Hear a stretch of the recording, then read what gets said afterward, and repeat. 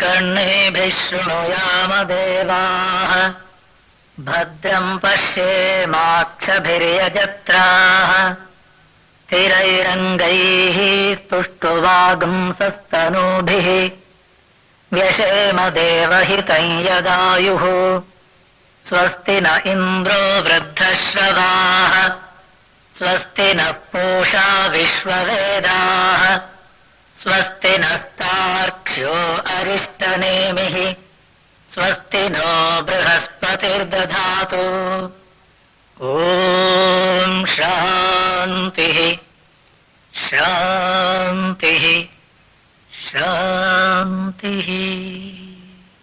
श्रीविष्णुविश्वादिमूलमायालोल ದೇವಸರುವೇಶ ಪರಬೊಮ್ಮನೆಂದು ಜನಂ ಆವುದನು ಕಾಣದೊಡಮಳ್ತಿಯಿಂ ನಂಬಿಹುದು ಆ ವಿಚಿತ್ರಕ್ಕೆ ನಮಿಸು ಮಂಕುತಿಮ್ಮ. ಸನ್ಮಾನ್ಯ ಡಿ.ವಿ.ಜಿಯವರು ತಮ್ಮ ಮಂಕುತಿಮ್ಮನ ಕಗ್ಗದಲ್ಲಿ ವೇದಾಂತದ ಉನ್ನತೋನ್ನತ ವಿಚಾರವನ್ನ ಎಷ್ಟು ಸುಲಭ ಶೈಲಿಯಲ್ಲಿ ವರ್ಣಿಸಿದ್ದಾರೆ. ಈ ಭಾಗದಲ್ಲಿ ನೋಡುವ.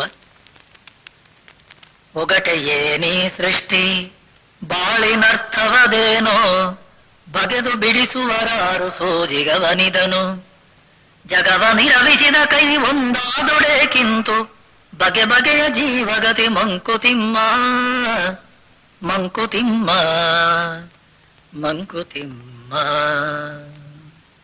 ಎಲ್ಲ ಋಷಿಗಳು, ಎಲ್ಲ ವಿಚಾರವಂತರು, ಚಿಂತನಶೀಲರು ಪ್ರಪಂಚದ ಸೃಷ್ಟಿಯ ಬಗ್ಗೆ, ಪರಮೇಶ್ವರನ ಬಗ್ಗೆ, ಜೀವದ ಉದಯದ ಬಗ್ಗೆ ಸಾಕಷ್ಟು ವಿಚಾರ ಮಾಡಿದ್ದಾರೆ. ಈ ಪ್ರಪಂಚದ ಉತ್ಪತ್ತಿ ಎಂದು, ಯಾತಕ್ಕೆ? ಜೀವರಾಶಿಗಳ ಉತ್ಪತ್ತಿ ಎಂದು, ಯಾವ ಉದ್ದೇಶಕ್ಕಾಗಿ? ಪರಮಾತ್ಮನ್ನುವಂತವನು ಇದಾನೆಯೇ ಇರುವುದಾದ್ರೆ ದೇವರೆಂಬುದದೇನು ಕಗ್ಗತ್ತಲೆಯ ಗವಿಯೇ ನಾವರಿಯಲಾರದರ ಎಲ್ಲದರೊಟ್ಟು ಹೆಸರೇ ಕಾವನೊರುವನಿರಲ್ಕೆ ಜಗದ ಕಥೆಯೇ ಕಿಂತು ಸಾವು ಹುಟ್ಟುಗಳೇನು ಮಂಕುತಿಮ್ಮ. ಮನುಷ್ಯನಿಗೆ ವಿಚಾರ ಮಾಡುವುದಕ್ಕೆ ಇರುವಂತ ಅಂತಃಕರಣ ಬುದ್ಧಿ. ಬುದ್ಧಿ ಕಾರ್ಯದಿಂದ ಕಾರಣವನ್ನ ಅನುಮಾನಿಸುತ್ತೆ. ಒಂದು ಮಡಿಕೆ ಅನ್ನುವಂಥದ್ದನ್ನು ನೋಡುವುದಾದ್ರೆ ಈ ಮಡಿಕೆ ಅನ್ನುವಂಥದ್ದು ಎಲ್ಲಿಂದ ಬಂತು, ಇದನ್ನು ಮಾಡಿದವನು ಯಾರು? ಒಂದು ಬಟ್ಟೆಯನ್ನು ನೋಡುವುದಾದ್ರೆ ಈ ಬಟ್ಟೆ ಅನ್ನುವಂಥದ್ದನ್ನು ಹೊಲಿದವನು ಯಾರು? ಕಾರ್ಯದಿಂದ ಕಾರಣವನ್ನು ಅನುಮಾನಿಸುವಂತಹ ಶಕ್ತಿ ಬುದ್ಧಿ. ಅದೇ ರೀತಿಯಲ್ಲಿ ಕಣ್ಣಿಗೆ ಕಾಣ್ತಾ ಇರುವಂತಹ ಒಂದು ಜಗತ್ತು, ಕಣ್ಣಿಗೆ ಕಾಣ್ತಾ ಇರುವ ನಾವೆಲ್ಲ ಜೀವರಾಶಿಗಳು ಇಷ್ಟೆಲ್ಲ ಇರುವುದಾದ್ರಿಂದ ನಾವೆಲ್ಲಿಂದ ಬಂದೆವು? ಪ್ರಪಂಚದ ಸೃಷ್ಟಿ, ಜೀವರಾಶಿಗಳ ಉತ್ಪತ್ತಿ, ಆ ನಮಗಿಬ್ಬರಿಗೂ ಕಾರಣವಾಗಿರುವ ಪರಮೇಶ್ವರ, ಆ ಪರಮೇಶ್ವರನ ಈ ಪ್ರಪಂಚದ ಉದ್ದೇಶದ ಸೃಷ್ಟಿಯ ರಹಸ್ಯ ಎಲ್ಲವನ್ನು ಕೂಡ ಬುದ್ಧಿ ವಿಚಾರ ಮಾಡುತ್ತೆ. ಆ ಬುದ್ಧಿಯ ಕಾರ್ಯ ಕಾರಣದ ವಿಶೇಷವಾದ ವಿಚಾರದ ಒಂದು ಅಲುಗಿಗೆ ಪರಮಾತ್ಮನ ರಹಸ್ಯ, ಜೀವದ ಉದಯದ ರಹಸ್ಯ ಪಕ್ಕ ಅರ್ಥ ಆಗಲ್ಲ. ಆದರೆ ಜೀವಿಗಳಾಗಿರುವ ನಾವು, ಮಾನವನಾಗಿರುವ ನಾವು ಹುಟ್ಟುತ್ತೇವೆ, ಬೆಳೀತೇವೆ, ಕೆಲವು ದಿವಸಗಳ ತನಕ ಈ ಪ್ರಪಂಚದಲ್ಲಿ ಇರ್ತೇವೆ. ಆಮೇಲೆ ನಾವು ಬೇಡ ಅಂತಂದ್ರೂ ಕೂಡ ಒಂದು ದಿವಸ ಸಾಯಲೇಬೇಕು. ನದಿಯ ತೆರೆಯವಲುರುಳಿ ಹೊರಳುತ್ತಿರುವುದು ಜೀವ, ಮೊದಲಿಲ್ಲ ಮುಗಿವಿಲ್ಲ ನಿಲುವಿಲ್ಲ ಬದಕೆ, ಬದುಕೇನು ಸಾವೇನು ಸೊದೆಯೇನು ವಿಷವೇನು ಉದಕ ಬುದ್ಬುದವೆಲ್ಲ ಮಂಕುತಿಮ್ಮ ಮಂಕುತಿಮ್ಮ. ಜೀವನಕ್ಕೆ ಬಂದಿದ್ದೇವೆ, ಪ್ರತಿ ನಿಮಿಷವೂ ಬೆಳೀತಾ ಇದ್ದೇವೆ. ನದಿಯ ತೆರೆಯವಲು ಉರುಳಿ ಹೊರಳುತ್ತಿರುವುದು ಜೀವ. ಹೋಗ್ತಾ ಇದ್ದೇವೆ ಜೀವನದ ಯಾತ್ರೆಯಲ್ಲಿ. ಬಾಲ್ಯ, ಕೌಮಾರ್ಯ, ಯೌವನ, ವೃದ್ಧಾಪ್ಯ, ಒಂದು ದಿವಸ ಸಾವು. ಆ ಸಾವನ್ನುವಂಥದ್ದೇ ನಮ್ಮ ಜೀವನದ ಕೊನೆಯೋ? ಮತ್ತೆ ಹುಟ್ಟುವಂಥದ್ದಿದೆ. ಜಾತಸ್ಯ ಮರಣಂ ಧ್ರುವಂ ಮೃತಸ್ಯ ಜನ್ಮಂ ಧ್ರುವಂ. ಸ್ವಾಮಿ, ಬದುಕೇನು ಸಾವೇನು? ಇದಕ್ಕೆ ಉತ್ತರ ಕೊಡುವವನು ಯಾರು? ನಮ್ಮ ಬುದ್ಧಿ ಅನ್ನುವಂಥದ್ದು ಹೊರಗಿನ ಪ್ರಪಂಚದಲ್ಲಿ ಕಾಣ್ತಾ ಇರುವ ಪ್ರಪಂಚವನ್ನು ನೋಡಿ, ಕಾಣ್ತಾ ಇರುವ ಕಾರ್ಯ ಜಗತ್ತನ್ನು ನೋಡಿ ಕಾರಣವನ್ನು ಊಹಿಸಲಿಕ್ಕೆ ಪ್ರಯತ್ನ ಮಾಡುತ್ತೆ. ಆದ್ರಿಂದ ಮಡಿಕೆಯನ್ನು ನೋಡಿ ಒಬ್ಬ ಕುಂಬಾರನಿರ್ಬೇಕು, ಒಂದು ಮೇಜನ್ನು ನೋಡಿ ಒಬ್ಬ ಬಡಗಿಯವನಿರ್ಬೇಕು, ಒಂದು ಬಟ್ಟೆಯನ್ನು ನೋಡಿ ನೇಯ್ಗೆಯವನು ಇರಬಹುದು ಅನ್ನುವಂತಹ ರೀತಿಯಲ್ಲಿ ಮನಸ್ಸು ಬುದ್ಧಿ ಊಹಿಸುತ್ತೆ. ಅದೇ ರೀತಿ ಕಾಣ್ತಾ ಇರುವ ಪ್ರಪಂಚಕ್ಕೆ, ನಾವೆಲ್ಲರೂ ಇರುವಂತಹ ಜೀವರಾಶಿಗಳಿಗೆ ನಮಗೊಬ್ಬ ಕಾರಣ ಪರಮಾತ್ಮನಿರಬೇಕು.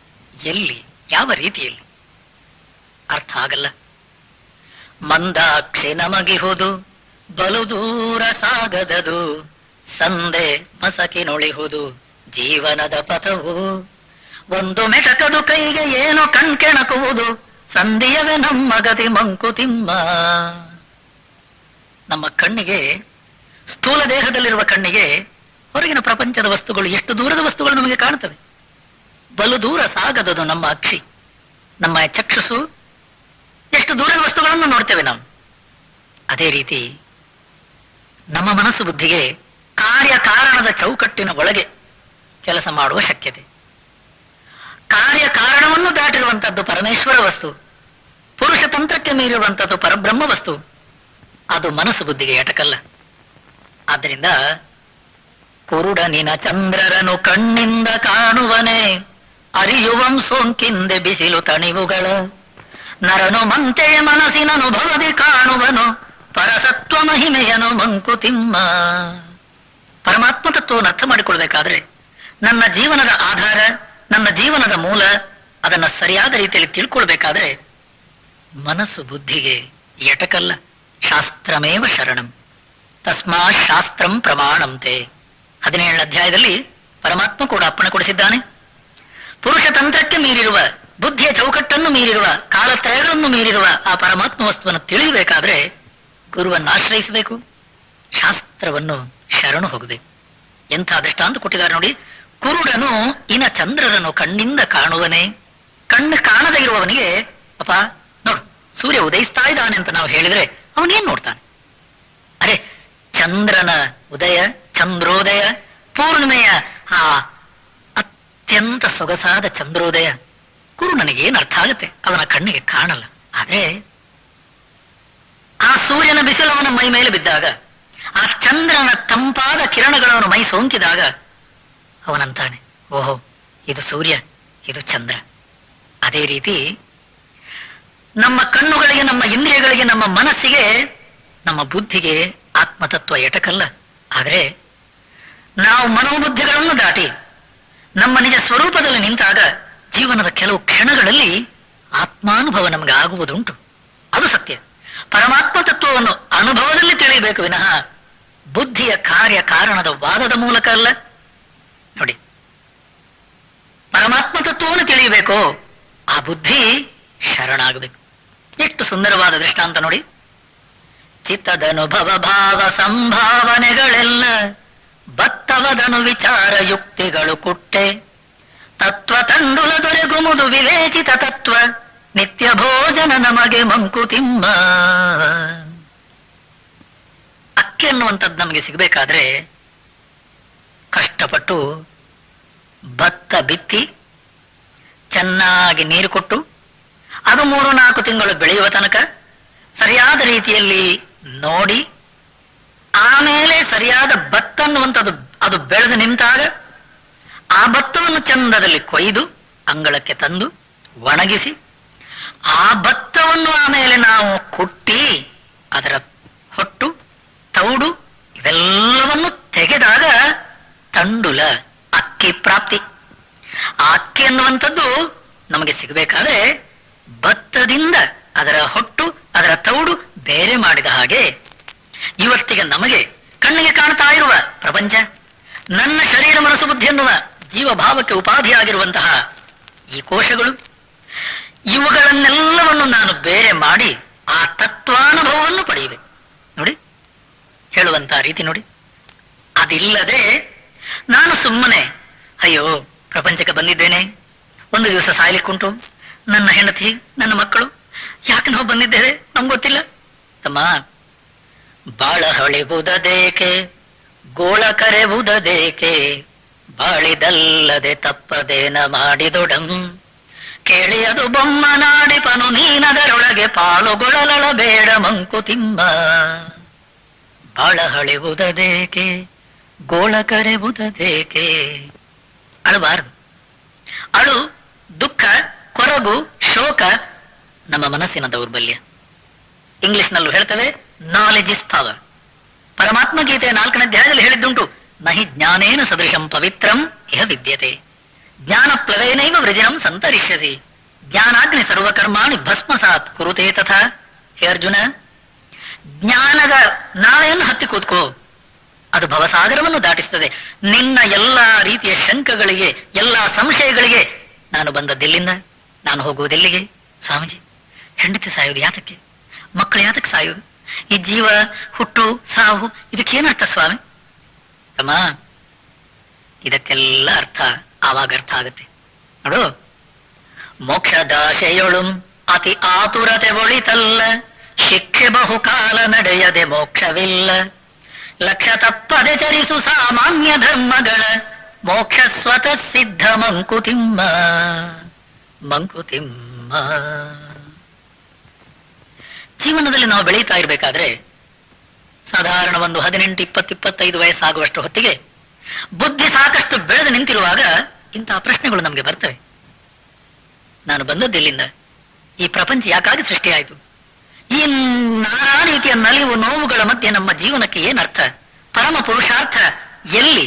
ಯಾವುದದು? ಅದನ್ನು ಗಳಿಸುವ ಬಗೆ ಎಂತು? ಜೀವನದಲ್ಲಿ ಶಾಂತಿ ಎಲ್ರಿಗೂ ಬೇಕು, ಸತ್ಯ. ಜೀವನದಲ್ಲಿ ಸುಖವನ್ನು ಅರಸುವವರು ನಾವೆಲ್ಲರೂ, ಸತ್ಯ. ಆದ್ರೆ ಯಾವುದನ್ನು ಸುಖ, ಶಾಂತಿ, ಆನಂದ ಅನ್ನುವಂತ ರೀತಿಯಲ್ಲಿ ನಾವೆಲ್ಲರೂ ಹೇಳ್ತಾ ಇದ್ದೇವೋ ಅದನ್ನೇ ಶಾಸ್ತ್ರ ಹೇಳುತ್ತೆ, ಮುಕ್ತಿ, ಮೋಕ್ಷ, ನಿರ್ವಾಣ. ಮೋಕ್ಷ ಎಲ್ರಿಗೂ ಬೇಕು, ಶಾಂತಿ ಎಲ್ರಿಗೂ ಬೇಕು. ಎಲ್ರಿಗೂ ಬೇಕು ಮಾತ್ರ ಅಲ್ಲ, ಆದಷ್ಟು ಬೇಕವೇ, ಕೂಡಲೇ ಸಿಗಬೇಕು. ಆದ್ರೆ ಡಿ.ವಿ.ಜಿ ಅವರು ಹೇಳುವ ರೀತಿ ನೋಡಿ ತಮ್ಮ, ಮೋಕ್ಷದ ಆಶೆಗಳು ಅತಿ ಆತುರತೆ ಒಳಿತಲ್ಲ. ಶಾಂತಿ ಬೇಕು ಸತ್ಯ, ಆನಂದ ಬೇಕು ಸತ್ಯ. ಮೋಕ್ಷ ಗಳಿಸುವಂತದ್ದೇ ನಮ್ಮ ಪುರುಷಾರ್ಥ, ಜೀವನದ ಪರಮ ಲಕ್ಷ್ಯ, ಹೌದು. ಆದ್ರೆ ಇಲ್ಲಿ ನೋಡು, ಶಿಕ್ಷೆ ಬಹುಕಾಲ ನಡೆಯದೆ ಮೋಕ್ಷವಿಲ್ಲ. ಶಿಕ್ಷಣ, ಮನಸ್ಸು ಬುದ್ಧಿಗೆ ಸರಿಯಾದ ವಿಚಾರ ಶಿಕ್ಷಣವನ್ನು ಕೊಡು, ಮೋಕ್ಷ ಸ್ವತಃ ಸಿದ್ಧ. ಅಂತಃಕರಣ ಅನ್ನುವಂತಹ ಮನಸ್ಸು ಬುದ್ಧಿ ಅನ್ನುವಂಥದ್ದೇನಿದೆ, ಅದು ತನ್ನ ನಿಜ ಸ್ವರೂಪದಲ್ಲಿರುವಂತಹ ಆತ್ಮನನ್ನು ತಿಳಿಯಬೇಕಾದ್ರೆ ಅದು ಶಿಕ್ಷಣವನ್ನು ಪಡೆಯಬೇಕು, ಜ್ಞಾನವನ್ನು ಗಳಿಸಬೇಕು. ನೋಡಿ, ಯಾವ ಒಂದು ಜ್ಞಾನವನ್ನು ಉಪನಿಷತ್ತುಗಳು ಪ್ರತಿಪಾದಿಸಿವೆಯೋ, ಯಾವ ಜ್ಞಾನವನ್ನು ನಾನು ಪಡೆಯುವುದರಿಂದ ಹೊರಗಿನ ಪ್ರಪಂಚದಲ್ಲಿ ಆನಂದದಿಂದ, ಸಂತೋಷದಿಂದ, ಸುಖ, ಶಾಂತಿಯಿಂದ ಬದುಕಲಿಕ್ಕೆ ಸಾಧ್ಯ ಇದೆಯೋ, ಆ ಜ್ಞಾನ ಗಂಗೆ ಈ ಕಗ್ಗದಲ್ಲಿ ಎಷ್ಟು ಸುಂದರವಾಗಿ ಹರಿದು ಬರುತ್ತೆ ನೋಡಿ. ನಮ್ಮ ಅಂತಃಕರಣದಲ್ಲಿ ಬರುವಂತಹ ಪ್ರಶ್ನೆಗಳನ್ನ ಆದಿಯಲ್ಲಿ ಕೇಳ್ತಾರೆ. ಪ್ರತಿಯೊಬ್ಬ ಮನುಷ್ಯನೂ ಕೇಳುವ ಹಾಗೆ, ಸ್ವಾಮೀಜಿ, ಈ ಜಗತ್ತು ಆದಿ ಆದದ್ದು ಯಾವಾಗ? ನಾವೆಲ್ಲರೂ ಕೂಡ ಮೊದಲು ಈ ಪ್ರಪಂಚಕ್ಕೆ ಬಂದದ್ದು ಯಾವಾಗ? ಅಲ್ಲ, ಯಾವ ಉದ್ದೇಶಕ್ಕಾಗಿ ನಮ್ಮನ್ನೆಲ್ಲರನ್ನು ಪರಮೇಶ್ವರನ ಸೃಷ್ಟಿ ಮಾಡಿದ್ದು? ಯಾವ ಉದ್ದೇಶಕ್ಕಾಗಿ? ನಮಗೆ ಕಷ್ಟ, ಸುಖ, ನಾನಾ ರೀತಿಯ ತಾಪತ್ರಯಗಳನ್ನೆಲ್ಲ ಕೊಡ್ತಾನಲ್ಲ, ಯಾತಕ್ಕಾಗಿ? ನಮ್ಮ ಜೀವನದ ಕೊನೆಯೆಂದು ಆದಿ ದಿವಸವದಾವುದೆಂದೆಂದು ಮಿಹ ಜಗಕ್ಕೆ, ಬೋಧನೆಯ ಸುಲಭತೆಗೆ ಸೃಷ್ಟಿ ಲಯ ಕಥನ, ಪಾದಶಿರಗಳ ಕೂರ್ಮ ಚಾಚಿಕೊಂಡಿರೆ ಸೃಷ್ಟಿ, ಸೇದಿಕೊಂಡಿರೆ ಲಯವ ಮಂಕುತಿಮ್ಮ. ಆವುದಿರುವಿಕೆ ಗಾದಿ ಎಂದು ಸೃಷ್ಟಿಯ ಮೊದಲು, ಆವುದಬ್ಧಿಯ ತೆರೆಗಳಲ್ಲಿ ಮೊಟ್ಟ ಮೊದಲು, ಆವುದೆಲರಿನ ನಿಲ್ಲದಲೆ ತಕ್ಕೆ ಪಡು ಸೀಮೆ, ಈ ವಿಶ್ವಕಥೆಯಂತೂ ಮಂಕುತಿಮ್ಮ ಮಂಕುತಿಮ್ಮ ಮಂಕುತಿಮ್ಮ. ಎಂಥ ದೃಷ್ಟಾಂತ ನೋಡಿ. ಪ್ರಶ್ನೆ ಕೇಳ್ತೇವೆ ಸತ್ಯ ನಾವು, ಯಾಕಂದ್ರೆ ನಮ್ಗೆ ಬುದ್ಧಿ ಇದೆ. ಬುದ್ಧಿ ಇರುವುದರಿಂದ ಬುದ್ಧಿಯ ಕೆಲಸ, ಅಂತಃಕರಣದ ಕೆಲಸ, ಕಾರ್ಯವನ್ನು ನೋಡಿ ಕಾರಣವನ್ನು ಹುಡುಕೋದು, ತಪ್ಪಲ್ಲ. ಆವುದಿರುವಿಕೆ ಗಾದಿ ಎಂದು ಸೃಷ್ಟಿಯ ಮೊದಲು. ನೋಡಿ, ನಾವು ಒಂದು ವೇಳೆ ಸಮುದ್ರದ ತೀರಕ್ಕೆ ಹೋಗುವುದಾದ್ರೆ ಕಣ್ಣು ಮುಂದೆ ವಿಶಾಲವಾದ ಸಾಗರ ಆರ್ಭಟಿಸುವ ತೆರೆಗಳ ಮೂಲಕ ನಮ್ಮ ಮುಂದೆ ನಿಂತಾಗ ಯಾರಾದ್ರೂ ಕೇಳಿದ್ರೆ, ಸ್ವಾಮೀಜಿ, ಎದುರಿಗೆ ಏನು ಸಮುದ್ರ ಕಾಣ್ತಾ ಇದೆ? ಹೌದು, ಇದರಲ್ಲಿ ಮೊಟ್ಟ ಮೊದಲನೆಯ ತೆರೆ ಯಾವಾಗ ಹುಟ್ಟಿತು? ಏನು ಉತ್ತರ ಕೊಡುವುದು ಹೇಳಿ? ಸಮುದ್ರವೇ ಅಲೆಗಳು, ಅಲೆಗಳೇ ಸಮುದ್ರ, ಅದರಲ್ಲಿ ಮೊದಲನೇ ಅಲೆ ಇಂಥ ದಿವಸ ಹುಟ್ಟಿತು ಹೇಳಲಿಕ್ಕೆ ಸಾಧ್ಯ ಇಲ್ಲ. ಇಂಥ ಪ್ರಶ್ನೆ ನಮ್ದು. ಏನ್ ಹೇಳಿ? ನಾನು ಮೊದಲನೇದಾಗಿ ಈ ಪ್ರಪಂಚಕ್ಕೆ ಬಂದದ್ದು ಯಾವಾಗ, ಈ ಪ್ರಪಂಚ ಹುಟ್ಟಿದ್ದು ಯಾವಾಗ, ಅಲ್ಲ ಪ್ರಪಂಚ ಹುಟ್ಟಿದ್ದು ಯಾವಾಗ, ನಾನು ಮೊದಲು ಬಂದದ್ದು ಯಾವಾಗ ಅಂತ ನಾವು ಕೇಳ್ತೇವೆ. ಅದರ ಅರ್ಥ ಒಂದು ದಿವಸ ನಾವಿರ್ಲಿಲ್ಲ, ಅಥವಾ ಒಂದು ದಿವಸ ನಾವು ಪ್ರಪಂಚ ಅನ್ನುವಂಥದ್ದು ಇರ್ಲಿಲ್ಲ. ಆಮೇಲೆ ಒಂದು ದಿವಸ ಪ್ರಪಂಚವನ್ನು ಪರಮಾತ್ಮ ಸೃಷ್ಟಿಸಿದ. ಇಲ್ಲ ಇಲ್ಲ ಇಲ್ಲ ತಮ್ಮ, ಸೃಷ್ಟಿ ಕತೆ, ಕಟ್ಟು ಕತೆ, ವಿಲಯ ಕತೆ, ಬರಿಯ ಕತೆ, ಹುಟ್ಟು ಸಾವುಗಳೊಂದೆ ಪುರುಡು ನೆರಡು ದಶೆ, ನಿತ್ಯ ಪರಿವರ್ತನೆಯೇ ಚೈತನ್ಯ ನರ್ತನೆಯೇ, ಸತ್ಯ ಜಗದಲ್ಲಿ ಕಾಣು ಮಂಕುತಿಮ್ಮ ಮಂಕುತಿಮ್ಮ ಮಂಕುತಿಮ್ಮ. ಅಲ್ಲ ಪ್ರಶ್ನೆ ಕೇಳ್ತೇವೆ ಸತ್ಯ. ಎಲ್ಲಿ ಪ್ರಶ್ನೆಗಳು ಉದ್ಭವಿಸ್ತವೋ ಅಲ್ಲೇ ಉತ್ತರ ಇದೆ. ಉತ್ತರ ಇರುವುದರಿಂದಲೇ ಪ್ರಶ್ನೆಗಳು ಹೇಳುವುದು. ನೀವು ವಿಚಾರ ಮಾಡಬೇಕು. ವಿಚಾರ ಮಾಡಿದಾಗ ಮಾತ್ರ ತತ್ವ ತಂಡುಲ ದೊರೆಗುವುದು. ಹೊರಗಿನ ಪ್ರಪಂಚ ಅನ್ನುವಂಥದ್ದನ್ನು ನಾವು ತಿಳಿದಿರುವುದು ಅದು ಆದಿ ಆಗಿದೆ, ಅದು ಸೃಷ್ಟಿ ಆಗಿದೆ, ಅದು ಒಂದು ದಿವಸ ಇರಲಿಲ್ಲ. ಆಮೇಲೆ ಪರಮೇಶ್ವರ ಅನ್ನುವಂಥವನದನ್ನ ಸೃಷ್ಟಿ ಮಾಡಿದ. ತಮ್ಮ ಉಪನಿಷತ್ತುಗಳು ಹೇಳ್ತವೆ ಇಲ್ಲ ಅಂತಲ್ಲ. ಬಹುಸ್ಯಾಂ ಪ್ರಜಾಯೇಯೇತಿ ಸತಪೋತಪ್ಯತ ಸತಪಸ್ತಪ್ತ್ವ ಇದಗಂ ಸರ್ವಮಸೃಜತ ಅಲ್ವಾ. ತಸ್ಮಾದ್ವಾ ಏತಸ್ಮಾತ್ ಆತ್ಮನ ಆಕಾಶ ಸಂಭೂತ ಆಕಾಶಾದ್ವಾಯುಃ ವಾಯೋರಗ್ನಿಃ ಅಗ್ನೇರಾಪಃ ಅಭ್ಯಃ ಪೃಥಿವೀ ಪೃಥಿವ್ಯಾಂ ಓಷಧಯಃ ಓಷಧೀಭ್ಯೋನ್ನಂ ಅನ್ನಾತ್ ಪುರುಷಃ. ತೈತ್ರಿಯ ಉಪನಿಷತ್ತಲ್ಲಿ ಹೇಳಿದ್ದುಂಟು, ಇಲ್ಲ ಅಂತಲ್ಲ. ಮುಂಡಕ ಶ್ರುತಿ ಕೂಡ ಹೇಳ್ತದೆ, ಯಥೋರ್ಣನಾಭಿಸೃಜತೆ ಗೃಹ್ಣತೆ ಚ.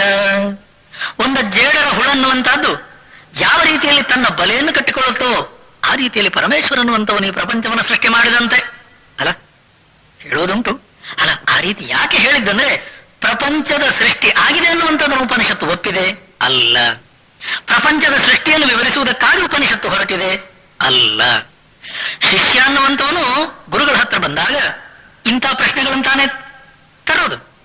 ಸ್ವಾಮೀಜಿ, ನಾನು ಮೊದಲು ಹುಟ್ಟಿದ್ದು ಯಾವಾಗ, ನಾನು ಈ ತರ ಕಷ್ಟಗಳನ್ನು ಅನುಭವಿಸುವುದು ಯಾತಕ್ಕೆ, ನನ್ನ ಹೆಂಡತಿ ಮಕ್ಕಳು ಸಾಯಿಸಿ ಯಾತಕ್ಕೆ, ನಮ್ಮ ಜೀವನದ ಮುಖ್ಯ ಗುರಿ ಅನ್ನುವಂಥದ್ದೇನು, ಜಗತ್ತನ್ನು ಈ ತರ ಅವನು ಪರಮಾತ್ಮ ಸೃಷ್ಟಿ ಮಾಡಿದ್ದು ಯಾಕೆ ಸ್ವಾಮಿ, ಅದಲ್ಲ. ಈ ತರ ಎಲ್ಲವನು ಪ್ರಶ್ನೆಗಳು ತರುವಾಗ ಆ ಹುಡುಗನ್ನುವಂಥವನು ಪ್ರಪಂಚವನ್ನು ಒಪ್ಪಿದ್ದಾನೆ, ತನ್ನ ಅಸ್ತಿತ್ವವನ್ನು ಒಪ್ಪಿದ್ದಾನೆ. ಆದ್ರಿಂದ ಜೀವ ಜಗತ್ತು ಎರಡನ್ನು ಒಪ್ಪಿರುವುದರಿಂದ ಆ ಒಪ್ಪಿರುವಂತಹ ಜೀವ ಹಾಗೂ ಜಗತ್ತಿಗೆ ತಾತ್ಕಾಲಿಕವಾಗಿ ಉಪಕ್ರಮೋಪಸಂಹಾರ ಅನ್ನುವಂತಹ ಉಪದೇಶದ ಒಂದು ಕ್ರಮದಲ್ಲಿ ಆರಂಭದಲ್ಲಿ ಆ ರೀತಿ ಹೇಳಿದ್ದುಂಟು, ಇಲ್ಲ ಅಂತಲ್ಲ. ಆದ್ರೆ ನೋಡಿ ಎಷ್ಟು ಸುಂದರವಾಗಿ ಹೇಳುವ ರೀತಿ ನೋಡಿ. ಸೃಷ್ಟಿ ಕತೆ, ಕಟ್ಟು ಕತೆ, ವಿಲಯ ಕತೆ, ಬರಿಯ ಕತೆ, ಅದು ಕತೆ ಸ್ವಾಮಿ. ಯಾತಕ್ಕೆ ಆ ಹುಡುಗನ್ನುವಂತವನ ಆ ರೀತಿ ಕೇಳುವಾಗ ಹಾಗೆ ಹೇಳ್ಬೇಕಾಯ್ತು. ನೋಡಿ ಇನ್ನೊಂದು ದೃಷ್ಟಾಂತ ಇದೆ, ಎಷ್ಟು ಸುಂದರ ದೃಷ್ಟಾಂತ ನೋಡಿ. ಹುರಿಯುರುಳೆ ಹಾವಲ್ಲ ಆದೊಡಮ್ಮಬ್ಬಿನಲ್ಲಿ ಹರಿದಾಡಿದಂತಾಗೆ ನೊಳ್ಪವಂಬೆದರಿ ಸುರಿಸುವ ಬೆವರು ದಿಟ ಜಗವು ಮಂತುಟೆ ದಿಟವು ಜರೆಯದಿರು ತೋರ್ಕೆಗಳ ಮಂಕುತಿಮ್ಮ. ವೇದಾಂತದಲ್ಲಿ ಈ ದೃಷ್ಟಾಂತವನ್ನು ಮೇಲಿಂದ ಮೇಲೆ ಹೇಳ್ತೇವೆ. ಎಲ್ಲಾ ಉಪನ್ಯಾಸಕರು, ಎಲ್ಲಾ ಮಹಾತ್ಮರುಗಳು, ಎಲ್ಲಾ ಪಂಡಿತರು ಹಗ್ಗ ಹಾವು ಈ ದೃಷ್ಟಾಂತವನ್ನು ಹೇಳದೆ ತಮ್ಮ ಪ್ರವಚನವನ್ನು ಮುಗಿಸುವ ಕ್ರಮ ಇಲ್ಲ. ಯಾತಕ್ಕಂದ್ರೆ ನೋಡಿ, ಇರುವುದು ಒಂದು ವಸ್ತು, ಅತಸ್ಮಿನ್ ತದ್ಬುದ್ಧಿ ಅಧ್ಯಾಸ. ಇರುವಂತಹ ಒಂದು ವಸ್ತು ಅದು ಸ್ಪಷ್ಟವಾಗಿ ನಮಗೆ ಕಾಣದೆ ಅದು ಇನ್ನೊಂದು ರೀತಿಯಲ್ಲಿ ಏನೋ ಕಾಣ್ತದೆ, ಇದಕ್ಕನ್ನೋದು ನಾವು ಅಧ್ಯಾಸ, ಅಧ್ಯಾರೋಪ. ಇದು ಸ್ವಾಮಿ ನಮ್ಮ ಗ್ರಹಚಾರ. ಇರುವ ನಿಜವಾದ ತತ್ವ ನಾನು ಆತ್ಮವಸ್ತು, ಪರಮಾತ್ಮ ವಸ್ತು. ಆ ನಾನು ಅಂತ ನಾನು ಏನು ಹೇಳುವಂಥದ್ದಿದೆ ಅದು ನಿಜವಾದ ಆತ್ಮವಸ್ತು, ನನಗೆ ಗೊತ್ತಿಲ್ಲ. ಇವಾಗ ನಾನು ನನ್ನನ್ನು ತಿಳಿದಿರುವ ರೀತಿ ಜೀವ ನಾನು, ಹುಡುಗ ನಾನು, ಹೆಂಡತಿ ನಾನು, ಗಂಡ ನಾನು, ತಂದೆ ನಾನು, ತಾಯಿ ನಾನು. ಆಮೇಲೆ ನನಗೆ ಕಾಣ್ತಾ ಇರುವಂತಹ ಪ್ರಪಂಚ ನನ್ನದು, ಅಹಂ ಮಮ. ಸ್ವಾಮಿ ಇದಕ್ಕನ್ನೋದು ಹಗ್ಗ ಹಾವು. ಮಬ್ಬಿನಲ್ಲಿ ಸಂಜೆಯಲ್ಲಿ ಮುಸ್ಸಂಜೆಯ ಕಾಲದಲ್ಲಿ ದಿನ ನಡೀತಾ ಇರುವಂತಹ ದಾರಿಯಲ್ಲೇ ಮನೆಗೆ ಹೋಗ್ತಾ ಇದ್ದಂತಹ ವ್ಯಕ್ತಿ ಮುಸ್ಸಂಜೆಯ ಕಾಲ ನೆನಪಿರ್ಲಿ, ಸರಿಯಾಗಿ ಬೆಳಕಿಲ್ಲ, ಹಾರ್ತಾನೆ. ಅವನಿಗೆ ಕಂಡಿದ್ದು ಹಾವು. ಅಯ್ಯೋ, ಸುರಿಸುವ ಬೆವರುದಿಟ, ಕಿರಿಚ್ತಾನೆ, ಹಾರ್ತಾನೆ. ಕಾಲು ನಿಜವಾಗ್ಲೂ ಹಾವು ಕಚ್ಚಿದನು ಅಂತ ರೀತಿಯಲ್ಲಿ ಒಂದು ಕಾಲನ್ನು ಕೈಲಿ ಇಟ್ಕೊಂಡು ಒಂದೇ ಕಾಲಲ್ಲಿ ಕಪ್ಪೆ ತರ ಹಾಕೊಂಡು ಹೋಗ್ತಾನೆ ಮನೆಗೆ. ದಾರಿಯಲ್ಲಿ ಕೇಳ್ತಾರೆ, ಏನಾಯ್ತಪ್ಪ, ಯಾಕೆ ಹಾರ್ಕೊಂಡ್ ಬರ್ತೀಯ? ಹೌದು ಸ್ವಾಮಿ. ಎಲ್ಲಿ ಎಲ್ಲಿ ಅಲ್ಲಿ ಸ್ವಾಮಿ. ಸರಿ, ಜನ ಬರ್ತಾರೆ. ಬರುವವರಲ್ಲಿ ಒಬ್ಬ ಯಾವನೋ ಟಾರ್ಚ್ ಲೈಟು ತರ್ತಾನೆ. ಎಲ್ಲಿ ಕಚ್ಚ? ಇಲ್ಲೇ ಸ್ವಾಮಿ. ಹಗ್ಗ ಇದೆ. ಅವ ಹಾವು ಕಚ್ಚಿದ್ದೆಲ್ಲಿ ಎನ್ನುವಂತ ರೀತಿಯಲ್ಲಿ ಜಾಗವನ್ನು ತೋರಿಸಿದೆ. ಅಲ್ಲೊಂದು ಹಗ್ಗ ಇದೆ. ಈಗ ಇದ್ದದ್ದು ನಿಜವಾಗಲೂ ಹಗ್ಗವೇ. ಅವನು ಆ ದಾರಿಯಲ್ಲಿ ಬರುವ ಮೊದಲು ಇದ್ದದ್ದು ಹಗ್ಗವೇ. ಅವನು ಆ ಹಗ್ಗದ ಮೇಲೆ ಕಾಲಿಟ್ಟಾಗ ಅವನು ಹಾವು ಅಂತ ಕಿರಿಚುವಾಗಲೂ ಹಗ್ಗವೇ. ಅವನು ಓಡುವಾಗಲೂ, ಬೆವತಾಗಲೂ, ಗೋಳಾಟ ಮಾಡುವಾಗಲೂ ಹಗ್ಗವೇ. ಇವಾಗ ಬೆಳಕು ಚೆಲ್ಲಿದಾಗ ಅದು ಹಗ್ಗವೇ. ಅದೇನು ಹಾವು ಆಗಿರ್ಲಿಲ್ಲ. ಆದ್ರೆ ನೋಡಿ, ಹೇಳುವ ರೀತಿ ನೋಡಿ, ಉರಿಯುರುಳೆ ಹಾವಲ್ಲ. ಆ ಹಗ್ಗ ಅನ್ನುವಂಥದ್ದು ಖಂಡಿತ ಹಾವಲ್ಲ. ಆದೊಡಮ್ಮಬ್ಬಿನಲಿ ಅವನಿಗೆ ಸರಿಯಾಗಿ ಕಾಣಲಿಲ್ಲ. ಆ ಅಂಧಕಾರದಿಂದಾಗಿ, ಆ ಕತ್ತಲೆಯಿಂದಾಗಿ ಅದನ್ನು ಹಾವು ಅಂತ ತಿಳ್ಕೊಂಡು ಬಿಟ್ಬಿಡ. ಇವಾಗ ಹಗ್ಗ ಎಷ್ಟು ಉದ್ದ ಇತ್ತೋ ಅಷ್ಟೇ ಉದ್ದ ಹಾವು ಅಂತ ಅವನು ಗ್ರಹಿಸಿದ್ದು. ಹಗ್ಗದ ಮೇಲೆ ಕಾಲಿಟ್ಟೆ ಹಾವು ಅಂತ ಕಿರಿಚಿದ್ದು. ಈಗ ಕಿರಿಚಿದ್ದು ಸತ್ಯ, ಅವನು ಬೆವತದ್ದು ಸತ್ಯ, ಅವನು ಗೋಳಾಡಿದ್ದು ಸತ್ಯ, ಬಾಕಿಯವರು ಕಣ್ಣಾಲದ್ದು ಸತ್ಯ. ಈಗ ಸತ್ಯ ಅನ್ನುವ ಶಬ್ದಕ್ಕೆ ಅರ್ಥ ಇದೆಯಾ? ನಿಜವಾದ ಸತ್ಯ ಯಾವುದು ಹೇಳಿ? ಹಗ್ಗಮೇವ ಸತ್ಯಂ. ಇದು ಇದು ಇದು ಇದು ಜಗವು ಮಂತುಟದಿಟವು ಜರೆಯುದಿರು ತೋರ್ಕೆಗಳ. ಅಮ್ಮ, ಇವತ್ತಿಗೆ ನಿನಗೆ ಪ್ರಪಂಚ ಕಾಣ್ತಾ ಇದೆ. ಇವತ್ತಿಗೆ ನನ್ನ ಶರೀರ ಅನ್ನುವಂತ ರೀತಿಯಲ್ಲಿ ನಾನು ಅಂತ ಅಂತ ಇದೆಯಾ? ಇದು ನನ್ನ ಹೆಂಡತಿ, ಇದು ನನ್ನ ಮಕ್ಕಳು, ಇದು ನನ್ನ ಗಂಡ, ಇದು ನನ್ನ ಬಂಧು ಬಳಗ, ಇದು ನನ್ನ ಸಂಸಾರ. ನಾನು ಯಾವಾಗ ಬಂದೆ? ಇದು ಯಾಕೆ ಈಗ ಜಗತ್ತು? ಎಲ್ಲಿಗೆ ನಾನು ಹೋಗ್ತೇನೆ? ಏನೇನೋ ಪ್ರಶ್ನೆಗಳನ್ನು ಕೇಳ್ತಾ ಇದೆಯಾ ತಮ್ಮ? ಇಲ್ಲ ನೋಡು, ಹಗ್ಗದಲ್ಲಿ ಹಾವು ಕಂಡ ಹಾಗೆ. ಅದರ ಅರ್ಥ ಏನ್ ಹೇಳಿ? ಅಲ್ಲಿರುವಂತದ್ದು ನಿಜವಾದ ವಸ್ತು ಹಗ್ಗ, ಅಧಿಷ್ಠಾನ ವಸ್ತು ಹಗ್ಗ, ಅಧ್ಯಸ್ಥ ವಸ್ತು ಹಾವು. ಇರುವುದು ಒಂದೇ. ಇರುವ ಒಂದು ವಸ್ತು ಇನ್ನೊಂದು ರೀತಿಯಲ್ಲಿ ಕಾಣುವುದಕ್ಕೆ ನಾವಂತೇವೆ ಸಂಸಾರ. ಇನ್ನೊಂದು ದೃಷ್ಟಾಂತ ನೋಡಿ. ಮರ ತನ್ನ ಹೆತ್ತ ಬೀಜವನಿಲ್ಲವೆನಿಸಿ ವಿಸ್ತರಿಸು ಬಂದದಿ ಸೃಷ್ಟಿ ತನ್ನ ಮೂಲವನು. ಮರೆಮಾಚಿ ತಾನ ಮೆರೆಯುತ್ತಿಹುದು ಕಣ್ಗಳಿಗೆ ನೊರೆ ಸೃಷ್ಟಿ ಪಾಲ್ ಬ್ರಹ್ಮ ಮಂಕುತಿಮ್ಮ. ಎರಡು ದೃಷ್ಟಾಂತ ಇದೆ. ಒಂದು ಬೀಜ ಮರ, ಇನ್ನೊಂದು ಹಾಲು ನೊರೆ. ನೋಡಿ, ಅದ್ವೈತ ಬಹಳ ಕಷ್ಟ. ಅದ್ವೈತ ಅನ್ನುವಂತಹದ್ದು ಅನುಭವ ಗಮ್ಯ. ಆ ಉನ್ನತ ಮಟ್ಟಕ್ಕೆ ಡಿ.ವಿ.ಜಿ. ಅವರು ಹೋದದ್ರಿಂದ ಈ ತರದ ಕಗ್ಗಗಳು ಬರ್ಲಿಕ್ಕೆ ಸಾಧ್ಯ. ಸ್ವಾಮಿ, ವಿಚಾರ ಮಾಡಿ. ಎಷ್ಟೋ ಜನ ನಾವು ಕೇಳೋದುಂಟು, ಸ್ವಾಮೀಜಿ ಮರ ಮೊದಲು ಬೀಜ ಮೊದಲು ಅಂತ, ಹೌದಲ್ಲ? ಕೋಳಿ ಮೊದಲು ಮೊಟ್ಟೆ ಮೊದಲು ಅಂತ. ಅಯ್ಯ, ಅಷ್ಟ ಅರ್ಥ ಆಗಲ್ವೇ ನಾವು? ಏನ್ ಅಲ್ಲಪ್ಪ, ಬೀಜ ಮೊದಲಪ್ಪ, ಆಮೇಲೆ ಮರ ಬರು. ಅದಕ್ಕೆ ಅನ್ನೋದು ಏನ್ ಹೇಳಿ? ತಾಲೆ ಏನ್ ಹೇಳಿ? ಬೀಜ ಇಲ್ಲದ ಮರ ಇಲ್ಲಿಂದ. ಆದ್ರಿಂದ ಬೀಜ ಮೊದಲು, ಮರ ಆಮೇಲೆ. ಆ ಬೀಜ ಎಲ್ಲಿಂದ ಬಂದಿದ್ದು? ಅಯ್ಯೋ ಸ್ವಾಮಿ, ಅಷ್ಟು ಗೊತ್ತಾಗಲ್ವಾ? ಮರದಿಂದಲ್ವಾ? ಹಾಗಾದ್ರೆ ಮೊದಲು ಯಾವುದು? ಓ, ಇದು ದೊಡ್ಡ ಕಷ್ಟ ಆಯ್ತಲ್ಲ ಸ್ವಾಮೀಗ. ಬೀಜ ಇಲ್ಲದ್ರೆ ಮರ ಇಲ್ಲ, ಮರ ಇಲ್ಲದ್ರೆ ಬೀಜ ಇಲ್ಲ. ಮೊದಲು ಯಾವುದು ಸ್ವಾಮಿ? ನೋಡಿ, ಎಷ್ಟು ಸುಂದರ ದೃಷ್ಟಾಂತವನ್ನು ಕೊಟ್ಟಿದ್ದಾರೆ.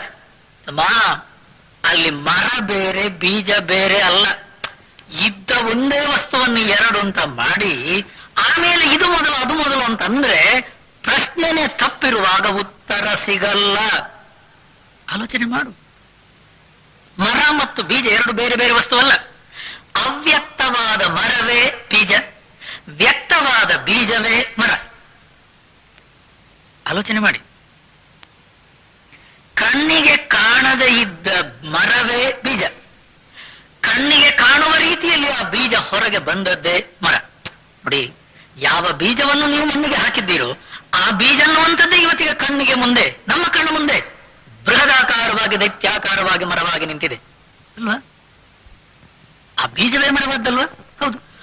ಬೀಜ ಮೊದಲು ಮರ ಮೊದಲು ಎಲ್ಲಿಂದ ಬಂತ ಹೇಳಿ? ಇರುವ ಒಂದು ವಸ್ತುವನ್ನು ಎರಡು ಮಾಡಿದ್ದೇವೆ. ಆದ್ರಿಂದ ನಮ್ಮ ಪ್ರಶ್ನೆ ಮೊದಲು ಯಾವುದು? ನೋಡಿ, ಅದೇ ರೀತಿ ನೊರೆ ಸೃಷ್ಟಿ ಪಾಲ್ ಬ್ರಹ್ಮ. ಎಂತ ದೃಷ್ಟಾಂತ ನೋಡಿ. ಎರಡು ಲೋಟಗಳಲ್ಲಿ ನೀವು ಒಂದು ವೇಳೆ ಹಾಲನ್ನು ಕೆಳಗೆ ಮೇಲೆ ಕೆಳಗೆ ಮೇಲೆ ಮಾಡುವುದಾದ್ರೆ, ಉಡುಪಿ ಹೋಟೆಲ್ ಅಲ್ಲಿ ಮಾಡುವುದು ನೀವು ನೋಡ್ಬೋದು. ಅವರು ಚಹಾ ಕಾಫಿ ಮಾಡುವಾಗ ಅವರು ಕೆಳಗೆ ಮೇಲೆ ಕೂಡ ಮಾಡುವುದಿಲ್ಲ, ಅವರು ಅಡ್ಡ ಅಡ್ಡ ಹಿಡಿತಾರೆ. ನ್ಯೂಟನ್ ಇದ್ದು ಗ್ರಾವಿಟೇಷನ್ ಥಿಯರಿ ಕೂಡ ಉಲ್ಟಾ ಪಲ್ಟಿ ಆಗುತ್ತಿಲ್ಲ. ಅದು ಹೇಗೆ ಅವರು ಅಡ್ಡ ಅಡ್ಡಿ ಮಾಡುವಾಗಲೂ ಆ ಚಹಾ ಕಾಫಿ ಕೆಳಗೆ ಬೀಳುವುದಿಲ್ಲ? ಬಹಳ ದೊಡ್ಡ ಪವಾಡ ಸ್ವಾಮಿ, ನೀವು ನೋಡಿರ್ಬೋದು. ಅದ ಒಂದು ಸತ್ಯ. ಅವರು ಟೀ ಕೊಡುವಾಗ ಆ ಗ್ಲಾಸ್ ಅಲ್ಲಿ ಫುಲ್ ಗ್ಲಾಸ್ ಇದ್ದಾಗ ಕಾಣುತ್ತೆ, ಅರ್ಧ ಗ್ಲಾಸ್ ಮಾತ್ರ, ಅರ್ಧ ಗ್ಲಾಸ್ ಬರೇ ನೋರೆ. ಹಾಲೋ ಕಾಫಿಯೋ, ಆ ಮೇಲಿರುವಂತ ನೊರೆ ಸೃಷ್ಟಿ, ತಳದಲ್ಲಿರುವ ಹಾಲೋ ಕಾಫಿಯೋ ಬ್ರಹ್ಮ. ಎರಡು ಉಂಟ ಹೇಳಿ. ಒಂದು ಕಾರ್ಯ, ಇನ್ನೊಂದು ಕಾರಣ.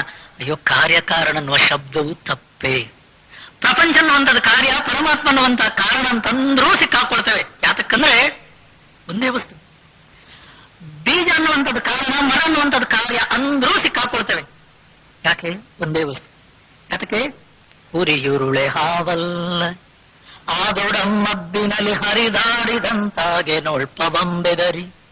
ಹಗ್ಗ ಹಾವು ಎರಡಿಲ್ಲ ಸ್ವಾಮಿ. ಹಗ್ಗ ಅನ್ನುವಂಥದ್ದು ಕಾರಣ, ಹಾವು ಅನ್ನುವಂಥದ್ದು ಕಾರ್ಯ, ಕಾರ್ಯ ಕಾರಣವಾದ ಇಲ್ಲಿ ಸಲ್ಲದು.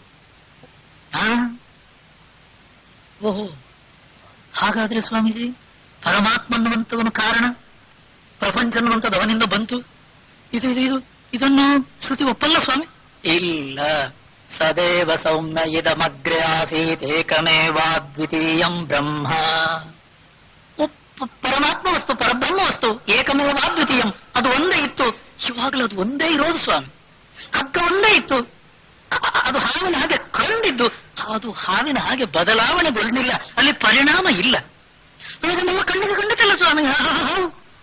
ದೃಷ್ಟಿ ದೋಷ, ನಾವೇನು ಮಾಡೋದು ಹೇಳಿ? ಆದ್ರೆ ಇಷ್ಟೆಲ್ಲ ಹೇಳಿದ್ರು ನಮ್ಮ ಮನಸ್ಸು ಬುದ್ಧಿಗೆ ಅರ್ಥ ಆಗುತ್ತೋ? ಆಗಲ್ಲ. ಯಾಕೆ ಹೇಳಿ? ಯಾಕಂದ್ರೆ ನಾನಿದ್ದೇನೆ, ನನ್ನ ಹೆಂಡತಿ ಮಕ್ಕಳಿದ್ದಾರೆ, ಮಗು ಹುಟ್ಟುತ್ತದೆ, ಬೆಳೀತದೆ, ಸಾಯ್ತದೆ. ಸ್ವಾಮಿ ಇಷ್ಟೆಲ್ಲ ಇರುವಾಗ ನೀವು ಪ್ರಪಂಚನೇ ಇಲ್ಲ, ಜೀವನ ಇಲ್ಲ ಅಂದ್ರೆ ಯಾವನ್ ಸಹ ಹೋಗ್ತಾನೆ? ಇದ್ದಾಗೆ ಹೇಳುವಾಗ ಶ್ರುತಿ ಅದು ನಮ್ಮ ಮನಸ್ಸು ಬುದ್ಧಿಗೆ ಒಂದು ವೇಳೆ ಅರ್ಥ ಆಗದಿದ್ದರೆ ಇನ್ನೇನು ಹೇಳೋದು ಹೇಳಿ? ಏನು ಹೇಳೋದು? ಆ ಹುಡುಗನಿಗೆ ಅರ್ಥ ಆಗುವಾಗ ಒಂದು ಕತೆ ಹೇಳ್ಬೇಕು. ಇವಾಗ ಇನ್ನೇನು ಹೇಳೋದು? ಯಾವ ಕತೆ ಹೇಳ್ಬೇಕು? ಅಲ್ಲ ಸ್ವಾಮಿ, ಮೊದಲಿದ್ದದ್ದು ಹಗ್ಗ ಅಲ್ವೋ? ಹೌದು. ಅಲ್ಲದು ಹಾವಾದದ್ದು ಹೇಗೆ ಅಂತ. ಅಯ್ಯೋ, ಈಗ ಹಗ್ಗ ಹಾವಾಗಲೇ ಇಲ್ಲ, ಹಗ್ಗವೇ ಇತ್ತು, ಹಗ್ಗವೇ ಇದೆ. ಮಧ್ಯದಲ್ಲಿ ಏನಾಗಿದೆ, ಅದು ಏನಾಗಿದ್ರು ಆಗ ಹಾಗಲ್ಲ. ಆದೋ ಅಂತೇಚ ಎನ್ನಾಸ್ತಿ ವರ್ತಮಾನೇಪಿ ತತ್ತಥಾ ಅಂತನ್ನೋದು ಮಂಡುಕ್ಯ ಕಾರಿಕ ಗೌಡಪಾದರು. ನಮ್ಮ ತಲೆಗೂ ಹಾಗಲ್ಲ. ಆ ಪರಬ್ರಹ್ಮ ವಸ್ತು ಬದಲಾವಣೆ ಆಗಲಿಲ್ಲ. ಅದು ಶುದ್ಧ ಚೈತನ್ಯ, ನಿತ್ಯ ಶುದ್ಧ ಬುದ್ಧ ಮುಕ್ತ ಸ್ವರೂಪ. ಅದು ಇವಾಗಲೂ ಸ್ವಾಮಿ ನಾನು ಅಂತ ನಾನು ಹೇಳುವಾಗ ಆತ್ಮತತ್ವ, ಪರಬ್ರಹ್ಮ ವಸ್ತು, ಶುದ್ಧ ವಸ್ತು, ನಿತ್ಯ ಮುಕ್ತ ವಸ್ತು. ಅಲ್ಲಿ ಬಂಧನ ಅನ್ನುವಂಥದ್ದು ಬರಲಿಲ್ಲ, ಆ ಜೀವಭಾವ ಅನ್ನುವಂಥದ್ದು ಇಲ್ಲವೇ ಇಲ್ಲ. ಆದ್ರೆ ಅರ್ಥ ಆಗಬೇಕಲ್ಲ. ನಮಗೆ ಜೀವಭಾವವೇ ಬರಲಿಲ್ಲ ಅಂತ ಹೇಳಿದ್ರೆ ನಾವು ಒಪ್ಪೂರಲ್ಲ. ಜೀವ ಹೇಗಾಯ್ತು ಉತ್ತರ ಕೊಡಬೇಕು. ಆ ಜೀವ ಆದದ್ದನ್ನು ಮತ್ತೆ ಅದು ಪರಮಾತ್ಮನ ಜೊತೆಲಿ ಒಂದಾಗುವುದಕ್ಕೆ ದಾರಿ ತೋರಿಸಬೇಕು, ಹೌದಲ್ಲ? ಅದೇ ಅಂಥದ್ದಕ್ಕೊಂದು ಎಷ್ಟು ಸುಂದರವಾದ ರೀತಿಯಲ್ಲಿ ಒಂದು ಕಥೆ ಕಟ್ಟಿದ್ದಾರೆ ನೋಡಿ. ಶ್ರುತಿಯು ಕಥೆಯ ಮೂಲಕವೇ ಹೇಳಿದ್ದು, ಉಪನಿಷತ್ತುಗಳು ಹಾಗೆಯೇ ಅದೇ ರೀತಿಯಲ್ಲಿ ಶಿಷ್ಯರಿಗೆ ಉಪದೇಶವನ್ನು ಕೊಟ್ಟುಕೊಂಡು ಹೋದದ್ದು. ಆ ನಿಜವಾದ ಉನ್ನತ ಮಟ್ಟಕ್ಕೆ, ತುರಿಯ ಸ್ಥಿತಿಗೆ ಶಿಷ್ಯ ತಲುಪುವಾಗ ಅವನಿಗೆ ಅರ್ಥ ಆಗುತ್ತೆ, ಅನುಭವ ಗಮ್ಯವಾಗುತ್ತೆ, ಅಪರೋಕ್ಷಾನುಭವದಲ್ಲಿ ನಿಲ್ತಾನೆ. ಅದು ಬೇರೆ. ಆದರೆ ಆ ಉಪದೇಶದ ಸಂದರ್ಭದಲ್ಲಿ ಅವನನ್ನು ಅವನಿರುವ ಮಟ್ಟದಿಂದ ಮೇಲೆತ್ತಬೇಕಾದ್ರೆ ಎಷ್ಟು ಸುಂದರವಾಗಿ ತಗೊಂಡು ಹೋಗ್ತಾರೆ ನೋಡಿ ಗುರುಗಳು.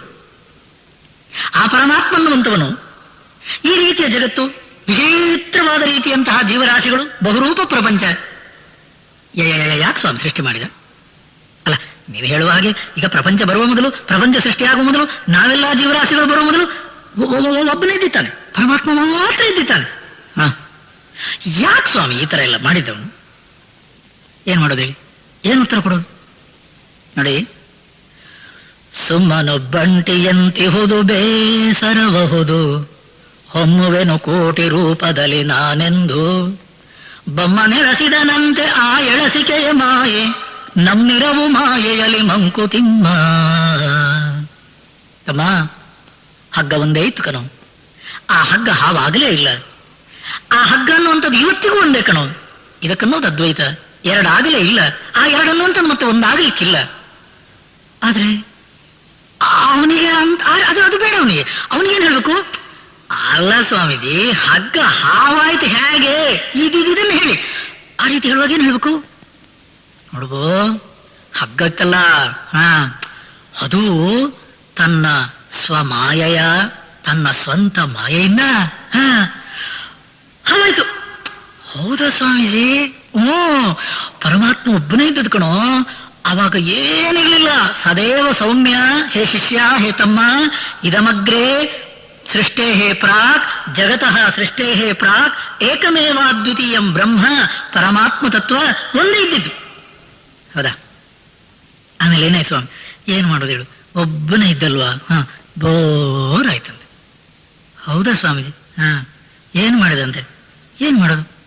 ಸತಪೋ ತಪ್ಯತ ಸತಪಸ್ತಪ್ತ್ವ ಇದಗಂ ಸರ್ವಮಸೃಜತ. ಒಬ್ಬನಿದ್ದಾಗ ಬೇಜಾರಾಗಿ ಏನ್ ಮಾಡಿದಂತೆ? ಬಹುವಾಗಲೆಳಸಿ ತಾನೊಬ್ಬಂಟಿ ಬೊಮ್ಮ ನಿಜ ಮಹಿಮೆಯಿಂ ಸೃಜಿಸಿ ವಿಶ್ವವನಲ್ಲಿ ನೆಲಸಿ ವಹಿಸಿ ಜೀವತೆಯ ಮಾಯೆಯ ಸರಸ ವಿರಸದಲ್ಲಿ ವಿಹರಿಪನು ನಿರ್ಲಿಪ್ತ ಮಂಕುತಿಮ್ಮ. ಮಾಯೆಯಂಬಳ ಸೃಜಿಸಿ ತಾಯನಾಗಿಸಿ ಜಗಕ್ಕೆ ಆಯಸಂಗುಳುತ ಸಂಸಾರಿಯಾಗಿರುವ ನಾಯಕ ಬ್ರಹ್ಮನ್ ಅನುಯಾಯಿಗಳು ನಾವೆಲ್ಲ ಹೇಯವದರೊಳಗೇನೋ ಮಂಕುತಿಮ್ಮ ಮಂಕುತಿಮ್ಮ ಮಂಕುತಿಮ್ಮ. ಒಬ್ಬನೇ ಇದ್ದಾಗ ಅವನಿಗೆ ಬೇಜಾರಾಯ್ತಂತೆ. ಏನ್ ಮಾಡಿದ? ಅಮ್ಮ ಅವರನ್ನು ಸೃಷ್ಟಿ ಮಾಡಿದಂತೆ. ಅವನು ಯಾರು? ಮಾಯೆ. ಆ ಮಾಯೆ ಎನ್ನುವಂತ ಒಂದು ಶಕ್ತಿಯ ಮೂಲಕ ಇಡೀ ಪ್ರಪಂಚದ ಸೃಷ್ಟಿ, ಜೀವರಾಶಿಗಳ ಉತ್ಪತ್ತಿ. ಮಾಯೆ ಅಂದ್ರೇನು ನೋಡಿ, ನಮ್ಮ ಋಷಿಗಳು ಈ ಮಾಯಾ ಅನ್ನುವಂತಹ ಒಂದು ಶಬ್ದವನ್ನ ತರಬೇಕಾದ್ರೆ ಅದು ಎಷ್ಟು ಕಷ್ಟಪಟ್ಟಿದ್ದಾರೋ, ಎಷ್ಟು ವಿಚಾರ ಮಾಡಿದ್ದಾರೋ. ಮಾಯೆ ಅಂದ್ರೆ ಏನು? ಯಾಮ ಸ ಮಾಯ, ಯಾವುದಿಲ್ವೋ ಅದು. ಅಂದ್ರೆ ಏನು ಹೇಳಿ? ಹಗ್ಗ ಅನ್ನುವಂಥದ್ದು ಹಾವಾಗ್ಲೇ ಇಲ್ಲ ಅಂತ ಅವ ಒಪ್ತಾನೋ ಒಪ್ಪಲ್ಲ. ಅವನಿಗೇನು ಬೇಕು? ಅಲ್ಲ ಸ್ವಾಮಿ, ಅದದು ಹಾವಾದ ಹೇಗೆ ಅಂತ ಇನ್ನೇನು ಹೇಳೋದು? ಆ ಹಗ್ಗ ಅನ್ನುವಂಥದ್ದು ಹಾವಾಯ್ತಲ್ಲೋ. ಮಾಯೆಯಿಂದ ಕಣೋ. ಮಾಯೆಯಿಂದ ಅಂದ್ರೆ ಏನು ಅಂತ ಹೇಳಿದ್ದು ಋಷಿಗಳು? ಕಾರಣವನ್ನು ಕೊಟ್ಟದ್ದಲ್ಲ ಪ್ರಪಂಚದ ಸೃಷ್ಟಿಗೆ. ಬಹುರೂಪ ಪ್ರಪಂಚಕ್ಕೆ ಜೀವರಾಶಿಗಳ ಉತ್ಪತ್ತಿಯನ್ನು ಶ್ರುತಿ ಒಪ್ಪಿದೆ, ಋಷಿಗಳು ಒಪ್ಪಿದ್ದಾರೆ ಅಂತಲ್ಲ. ಯಾಕೆ? ಮಾಯೆಯಿಂದ ಅಂತ ಅನ್ನುವಾಗ ಅಲ್ಲಿ ಆಗಲೇ ಇಲ್ಲ, ಏನಿಲ್ಲ, ಯಾವುದು ಇನ್ನೊಂದಾಗಿ ಬರಲಿಲ್ಲ. ನೇಹ ನಾನಾಸ್ತಿ ಕಿಂಚನ, ಇದು ತಾತ್ಪರ್ಯ. ಆದ್ರೆ ಏನ್ ಮಾಡೋದು ಹೇಳಿ? ನಮ್ಗೆ ಅರ್ಥ ಆದ್ರೆ ತಾನೆ. ಆದ್ರಿಂದ ನಮಗೊಂದು ಕತೆ ಕಟ್ಟಬೇಕಾಯ್ತು. ಏನು ಕತೆ ಹೇಳಿ? ಅದೇ ಮಾಯೆ ಎಂಬಳ ಸೃಜಿಸಿ ಆ ಮಾಯೆ ಅನ್ನುವಂಥದ್ದನ್ನು ಸೃಷ್ಟಿ ಮಾಡಿ ಆ ಎಲ್ಲ ಜಗತ್ತು ಈ ಜೀವರಾಶಿಗಳನ್ನೆಲ್ಲ ಉತ್ಪತ್ತಿ ಮಾಡಿದಂತೆ. ಹಾಗಾದ್ರೆ ಇವತ್ತಿಗೆ ಎಲ್ಲ ಜೀವರಾಶಿಗಳನ್ನು ಅಂತ ರೀತಿಯಲ್ಲಿ ಬೇರೆ ಬೇರೆ ರೀತಿಯಲ್ಲಿ ಕಾಣ್ತಾ ಇರುವಂತ ಈ ಪ್ರಪಂಚ ಎಲ್ಲ ಪರಮಾತ್ಮನೇ ಸ್ವಾಮಿ. ಇನ್ಯಾರು ಹೇಳು? ಅಂದ್ರೆ ಪ್ರತಿಯೊಂದು ಜೀವವು ಆ ಪರಮಾತ್ಮ ಸ್ವರೂಪವೇ, ಬ್ರಹ್ಮ ಸ್ವರೂಪವೇ. ಇನ್ಯಾರು ಹೇಳು? ಅವನೇ ಇದ್ದದ್ದು ಮೊದಲು. ಅವನೇ ಬೇರೆ ಬೇರೆ ರೂಪದಲ್ಲಿ ಬಹುವಾಗಲೆಳಸಿ ಬೊಮ್ಮ ಇವತ್ತಿಗೆ ಜೀವ ವೇಷದಲ್ಲಿ ವಿಹರಿಪನು. ಹಾಗಾದ್ರೆ ಸ್ವಾಮಿ ಆ ಪರಮಾತ್ಮ ತಾನು ನಿತ್ಯ ಶುದ್ಧ, ನಿತ್ಯ ಮುಕ್ತ, ಆನಂದ ಸ್ವರೂಪ ಅನ್ನುವಂಥದ್ದನ್ನ ಮುಚ್ಚಿದಾನ ಸ್ವಾಮಿ.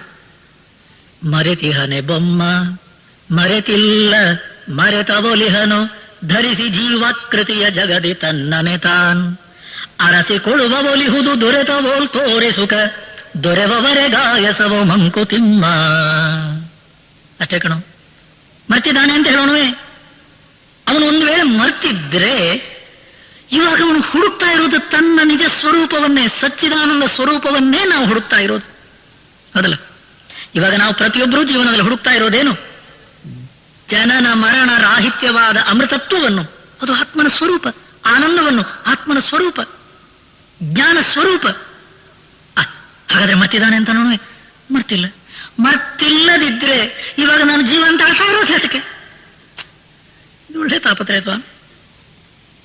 ಅದಕ್ಕೆ ನೋಡಿ ಎಷ್ಟು ಸುಂದರವಾಗಿ ಹೇಳಿದ್ದಾರೆ ನೋಡಿ.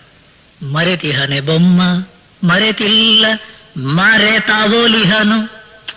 ಇದಕ್ಕೆ ನಾವು ದೃಷ್ಟಾಂತ ಕೊಡುವುದಾದ್ರೆ ಒಂದೇ ಸ್ವಾಮಿ, ಬೇರಿಲ್ಲ. ಯಾವ್ದು ಹೇಳಿ? ನಮ್ಮ ಕನಸು. ಈಗ ನಿಜವಾಗಿ ಆದ್ರೂ ಎಚ್ಚರದವನು ನಾನೇ ಕನಸಲ್ಲಿರೋದು. ಆ ಕನಸಲ್ಲಿ ನಾನು ಇವಾಗ ಅಳ್ತಾ ಇದ್ದೇನೆ. ಏನು ಅಂತೇಳಿ? ಹಸಿವೆ. ನಿಜವಾಗಿ ಆದ್ರೂ ಕನಸು ಬಿದ್ದದ್ದು ಯಾತ್ರಿಂದ? ಎಚ್ಚರದಲ್ಲಿ ತಿಂದು ಜಾಸ್ತಿ ಆದ್ರಿಂದ. ಹಾಗಾದ್ರೆ ಎಚ್ಚರದಲ್ಲಿ ಹೊಟ್ಟೆ ತುಂಬ ತಿಂದಿದ್ದೇನೆ ಅನ್ನುವಂತ ನೆನಪಿದ್ದಿರೆ ಕನಸಲ್ಲಿ ನಾನು ಭಿಕ್ಷೆ ಬೇಡುವಂಥದ್ದಿತ್ತು. ಹಸಿವೆಯಿಂದ ಬಳಲುವುದಿತ್ತೋ? ಇಲ್ಲ. ಇವಾಗ ನಿಜವಾಗಿ ಅದನ್ನು ನಾನು ಕನಸಿನಲ್ಲಿ ಎಚ್ಚರದವನನ್ನುವಂತ ಎಚ್ಚರ ಇದೆಯೋ? ಇಲ್ಲ. ಹಾಗಾದ್ರೆ ಮರ್ತಿದ್ದೇನೆ ಅಂತ ನಾವೇ, ಅಯ್ಯೋ ನಾನೇ ಸ್ವಾಮಿ, ಇನ್ನೊಬ್ಬ ಇಲ್ಲಲ್ಲಿ, ಕನಸು ಕಾಣ್ತಾ ಇರೋ ನಾನೇ, ಎದ್ದ ಮೇಲೆ ನಾನೇನಂತೇನೆ, ಹಾಳಾದ ಕನಸು ಅಂತೇನೋ ಇಲ್ಲೋ? ಅದೇ ರೀತಿ ಸ್ವಾಮಿ, ಇವತ್ತಿಗೆ ನಾವು ಅಳ್ತಾ ಇದ್ದೇವೆ, ಇವತ್ತಿಗೆ ನಾವು ಜೀವ ಸ್ವರೂಪ ಅಂತೇವೆ, ಇವತ್ತಿಗೆ ನಾನು ಹೆಣ್ತಿ, ನಾನು ಇಂಥವನು, ಇಂಥ ವಯಸ್ಸು, ಬಿಳಿ ಕಪ್ಪು, ಹೆಣ್ಣು ಗಂಡು, ಇವರ ಮಗ ಮಗಳು, ಎಲ್ಲ ನಮ್ಮ ಭ್ರಾಂತಿ. ಇರುವುದು ಒಂದು ತತ್ವ, ಮೂಲ ವಸ್ತುವದೊಂದು, ಲೀಲೆಗೋಸುಗ ನೂರು, ಕಾಲ ದೃಷ್ಟಿಗೆ ಬಹುಳ ಕೇವಲದೊಳೇಕ, ಸ್ಥೂಲ ವಿವಿಧದಿ ಬಾಳಿ ಸೂಕ್ಷ್ಮ ಸಾಮ್ಯವ ತಾಳಿ, ಆಳುತ್ತಿರು ಜೀವನವ ಮಂಕುತಿಮ್ಮ. ಏಕದಿಂದಲನೇಕ ಮತ್ತನೇಕದಿನೇಕ, ಈ ಕ್ರಮವೇ ವಿಶ್ವದಂಗಾಂಗ ಸಂಬಂಧ. ಲೋಕದಲ್ಲಿ ಜಾತಿಯಲ್ಲಿ ವ್ಯಕ್ತಿಯಲ್ಲಿ ಸಂಸ್ಥೆಯಲ್ಲಿ ಸಾಕಲ್ಯದರಿವಿರಲಿ ಮಂಕುತಿಮ್ಮ. ಮೂಲ ವಸ್ತುವದೊಂದು, ಅಧಿಷ್ಠಾನ ಒಂದೇ, ಲೀಲೆಗೋಸುಗ ನೂರು, ಬಹುರೂಪ ರೂಪ ರೀತಿಯಲ್ಲಿ ಬೇರೆ ಬೇರೆ ಶರೀರಗಳಲ್ಲಿ, ನಾನಾ ಯೋನಿಗಳಲ್ಲಿ, ಬೇರೆ ಬೇರೆ ಆಕಾರಗಳಲ್ಲಿ ಆ ಪರಬ್ರಹ್ಮ ವಸ್ತುವೇ ಕಾಣ್ತಾ ಇರು.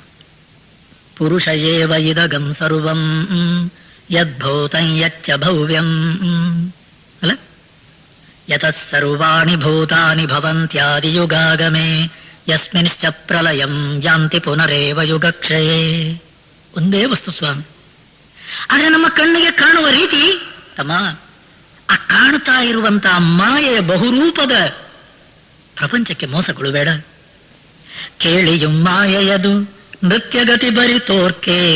ನೋಡಿ, ಆ ಮಿಥ್ಯ ಅನ್ನುವಂತ ಶಬ್ದವನ್ನು ಎಷ್ಟು ಸುಂದರದಲ್ಲಿ ತಂದಿಟ್ಟಿದ್ದಾರೆ ನೋಡಿ. ಕೇಳಿಯು ಮಾಯೆಯದು ನೃತ್ಯಗತಿ ಬರಿ ತೋರ್ಕೆ, ಮೂಲಮಂ ಕಂಡಂಗೆ ಸಂಭ್ರಾಂತಿ ಏನು, ಆಳದಲ್ಲಿ ನಿರ್ಲಿಪ್ತ ಮೇಲೆ ನಿಯತಿ ಕ್ಲಿಪ್ತ, ಲೀಲಾಪ್ರಿಯಂ ಬ್ರಹ್ಮ ಮಂಕುತಿಮ್ಮ. ಮಂಕುತಿಮ್ಮ, ನಾನು ಜೀವ ಅನ್ನುವಂಥದ್ದೊಂದು ಮಾಯೆ ಸ್ವಾಮಿ, ಅದೊಂದು ಭ್ರಾಂತಿ. ಇಂಥವರ ಮಗ ಮಗಳು ತಂದೆ ತಾಯಿ ನಾವು ಕಟ್ಕೊಂಡಿರೋದು ನಮ್ಮ ಅಂತಃಕರಣದ ಒಂದು ಭ್ರಾಂತಿ. ಯಾವನೋ ಒಬ್ಬ ಕಂಬವನ್ನು ತಾನಾಗಿ ಅಪ್ಪ ಹಿಡ್ಕೊಂಡು, ಅಯ್ಯೋ ನನ್ನನ್ನು ಬಿಡಿಸಿಬಿಡ್ರಪ್ಪ, ನನ್ನನ್ನು ಬಿಡಿಸಿಬಿಡಿ, ನನ್ನನ್ನು ಬಿಡಿಸಿಬಿಡಿ ಅಳ್ತಾ ಇದ್ದಂತೆ. ಬಂದವರೆಲ್ಲ ಅಂದರಂತೆ, ಮೂರ್ಖ, ಗೊಟ್ಟು ಹಿಡ್ಕೊಂಡಿದ್ ನೀನೆ ಕಂಬನ, ಬಿಟ್ಟು ಬಿಡು ಕಂಬನ. ಬಿಟ್ಟುಬಿಟ್ಟಂತೆ. ಥ್ಯಾಂಕ್ಸ್, ಏನು ಥ್ಯಾಂಕ್ಸ್, ಗೊಟ್ಟು ಹಿಡಿದವನೇ, ಇವಾಗ ಬಿಟ್ಟದ್ದು ಅವನೇ. ಇವತ್ತಿಗೆ ನಮ್ಮ ಮೂರ್ಖತನ ಅಲ್ಲೇ ಇದೆ ಸ್ವಾಮಿ. ಏನ್ ಹೇಳಿ, ಈ ಶರೀರ, ಈ ಇಂದ್ರಿಯಗಳು, ಈ ಪ್ರಾಣ, ಈ ಮನಸ್ಸು, ಈ ಬುದ್ಧಿ, ಈ ಪಂಚಕೋಶಗಳಲ್ಲಿ ನಾನನ್ನುವಂತಹ ರೀತಿಯಲ್ಲಿ ಕುಣಿತಾ ಇದ್ದೇವೆ. ಅದನ್ನು ಬಿಟ್ಟು ಬಿಡುವಂತ ಅನ್ನೋದು ಶಾಸ್ತ್ರ. ಆ ಭ್ರಾಂತಿಯ ಕೋಶಗಳಲ್ಲಿ ನಾನು ಅನ್ನುವಂತಹ ಉಪಾಧಿಯಲ್ಲಿ ವಿಚಿತ್ರವಾದ ಅದು ತಪ್ಪು. ಅದನ್ನು ಬಿಡುವಂತ ಅನ್ನೋದು ಬಿಡ್ಲಿಕ್ಕೆ ತಯಾರಿಲ್ಲ ನಾವು. ಒಂದು ಮಗು ಮನೆಯಲ್ಲಿ ಪ್ರತಿ ದಿವಸ ಸ್ನಾನ ಮಾಡುವಾಗ ನೋಡ್ತಾ ಇತ್ತಂತೆ, ಬಾತ್ರೂಮಿಗೆ ಒಳಗೆ ಹೋದ ಕೂಡಲೇ ಅಮ್ಮ ಬಾಗಿಲು ಹಾಕೋತಾರೆ, ಅಪ್ಪ ಬಾತ್ರೂಮ್ ಒಳಗೆ ಹೋದ ಕೂಡಲೇ ಅಪ್ಪ ಬಾತ್ರೂಮ್ಗೆ ಬಾಗಿಲು ಹಾಕೋತಾರೆ. ಮಗುವಿಗೆ 2 ವರ್ಷ, ಅಷ್ಟು ವಿವೇಚನೆ ಇಲ್ಲ. ಅಷ್ಟು ಒಂದ್ ದಿವಸ ಏನ್ ಮಾಡ್ತು, ತಾಯಿ ಮಗುವಿಗೆ ಎಣ್ಣೆ ಹಾಕಿದ್ದಾರೆ, ಎಣ್ಣೆ ಹಾಕಿ ಇನ್ನೇನು ಸ್ನಾನ ಮಾಡಬೇಕು, ಸ್ವಲ್ಪ ಹೊತ್ತು ಬಿಟ್ಬಿಟ್ಟಿದ್ದಾರೆ ತಾಯಿ. ಮಗು ಸ್ವಲ್ಪ ಓಡಾಡ್ತಿರ್ಲಿ, ಈ ಮಗು ಬಾತ್ರೂಮ್ ಒಳಗೆ ಹೋಗ್ಬಿಡ್ತು. ಅದೇ ಹೇಳಿದಲ್ಲ, ದಿನಾ ನೋಡ್ತಾ ಇತ್ತು ನೋಡಿ, ಬಾಕಿಯವರೆಲ್ಲ ಒಳಗೆ ಹೋದ್ರೆ ಬಾಗಿಲು ಹಾಕೊಂಡ್ಬಿಡ್ತಾರೆ, ನಾನು ಬಾಗಿಲು ಹಾಕೊಂಡ್ಬಿಡ್ತೇನೆ ಅಂತೇಳಿ ಬಾಗಿಲು ಹಾಕೊಂಡ್ಬಿಡ್ತು, ಬೋಟ್ ಹಾಕೊಂಡ್ಬಿಡ್ತು. ಅದಕ್ಕೆ ತಾನೇನು ಮಾಡಿದ್ದೇನೆ ಅಂತ ಗೊತ್ತಿಲ್ಲ. ಸ್ವಲ್ಪ ಹೊತ್ತು ನೀರಲ್ಲಿ ಆಟ ಆಡ್ತು, ಅಷ್ಟೊತ್ತಿಗೆ ನೆನಪಾಯ್ತು, ಬಾಗಿಲು ಕರೆಯೋಣ. ಈಗ ನೋಡಿ ಬೋಲ್ಟ್ ಹಾಕೊಂಡದ್ದು ಅದೇ, ತಾನೇ ಹಾಕೊಂಡದ್ದು ನೆನಪಿಲ್ಲ. ಸಣ್ಣ ಮಗು ನೋಡಿ, ಬಾಗಿಲು ತೆರೀತಾ ಇದೆ, ಬಾಗಿಲು ಬರ್ತಾ ಇಲ್ಲ. ಬಾಗಿಲು ಹೇಳಿದ್ರು ಬರ್ತಾ ಇಲ್ಲ, ಏನು ಮಾಡಿದ್ರು ಬರ್ತಾ ಇಲ್ಲ. ಕಿರ್ಚ್ಕೊಂತು ಅಮ್ಮ ಅಂತ ಕಿರ್ಚ್ಕೊಂಡು ನೆಲದಲ್ಲಿ ಹೊರಳುತ್ತಾ ಕಿರ್ಚಿದ್ದು ಗೋಳಾಟ. ಬಾಗಿಲು ತೆಗಿ ಮಮ್ಮಿ.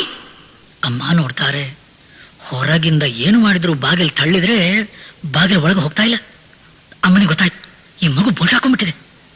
ಅಯ್ಯೋ ಏನ್ ಮಾಡಿದ್ರು ಬಾಗಿಲು ತಳ್ಳಿದ್ರೆ ಹೋಗ್ತಾ ಇಲ್ಲ. ಅದು ಇವರು ಹೊರಗಿಂದ ಕಿರಿಸ್ತಾ ಇದ್ದಾರೆ.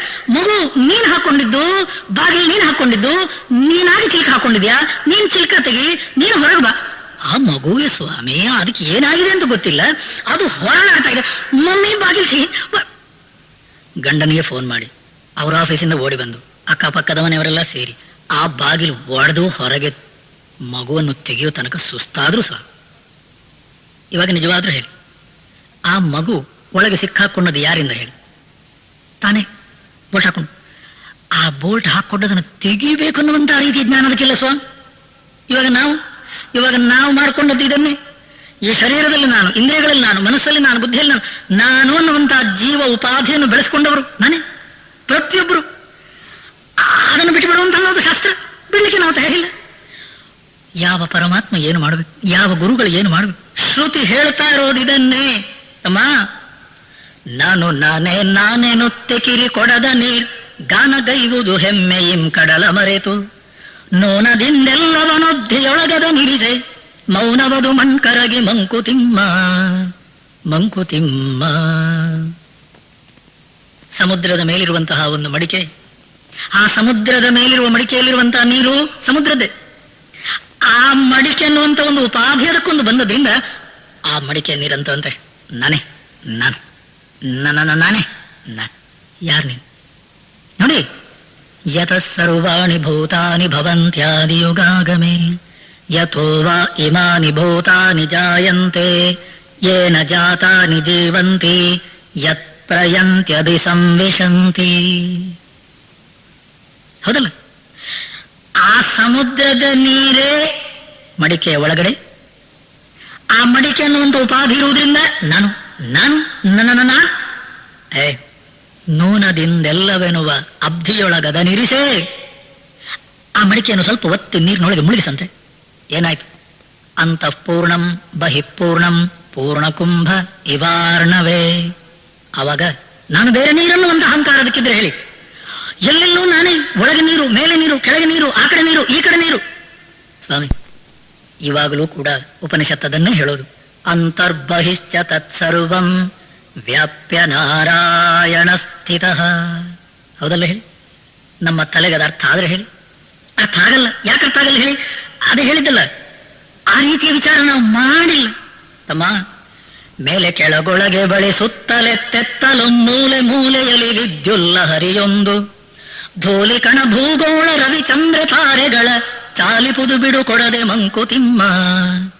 ನೃತ್ಯವೋ ಬ್ರಹ್ಮ ನಟರಾಜನುದು ಜಗವೆಲ್ಲ ಪ್ರತ್ಯೇಕ ಜೀವದಶಯವನಂಗ ಭಂಗಿ ಸತ್ಯ ಸತ್ವಜ್ವಾಲೆ ವಿಶ್ವ ಮಾಯಾಲೀಲೆ ಪ್ರತ್ಯಗಾತ್ಮನು ನೀನು ಮಂಕುತಿಮ್ಮ.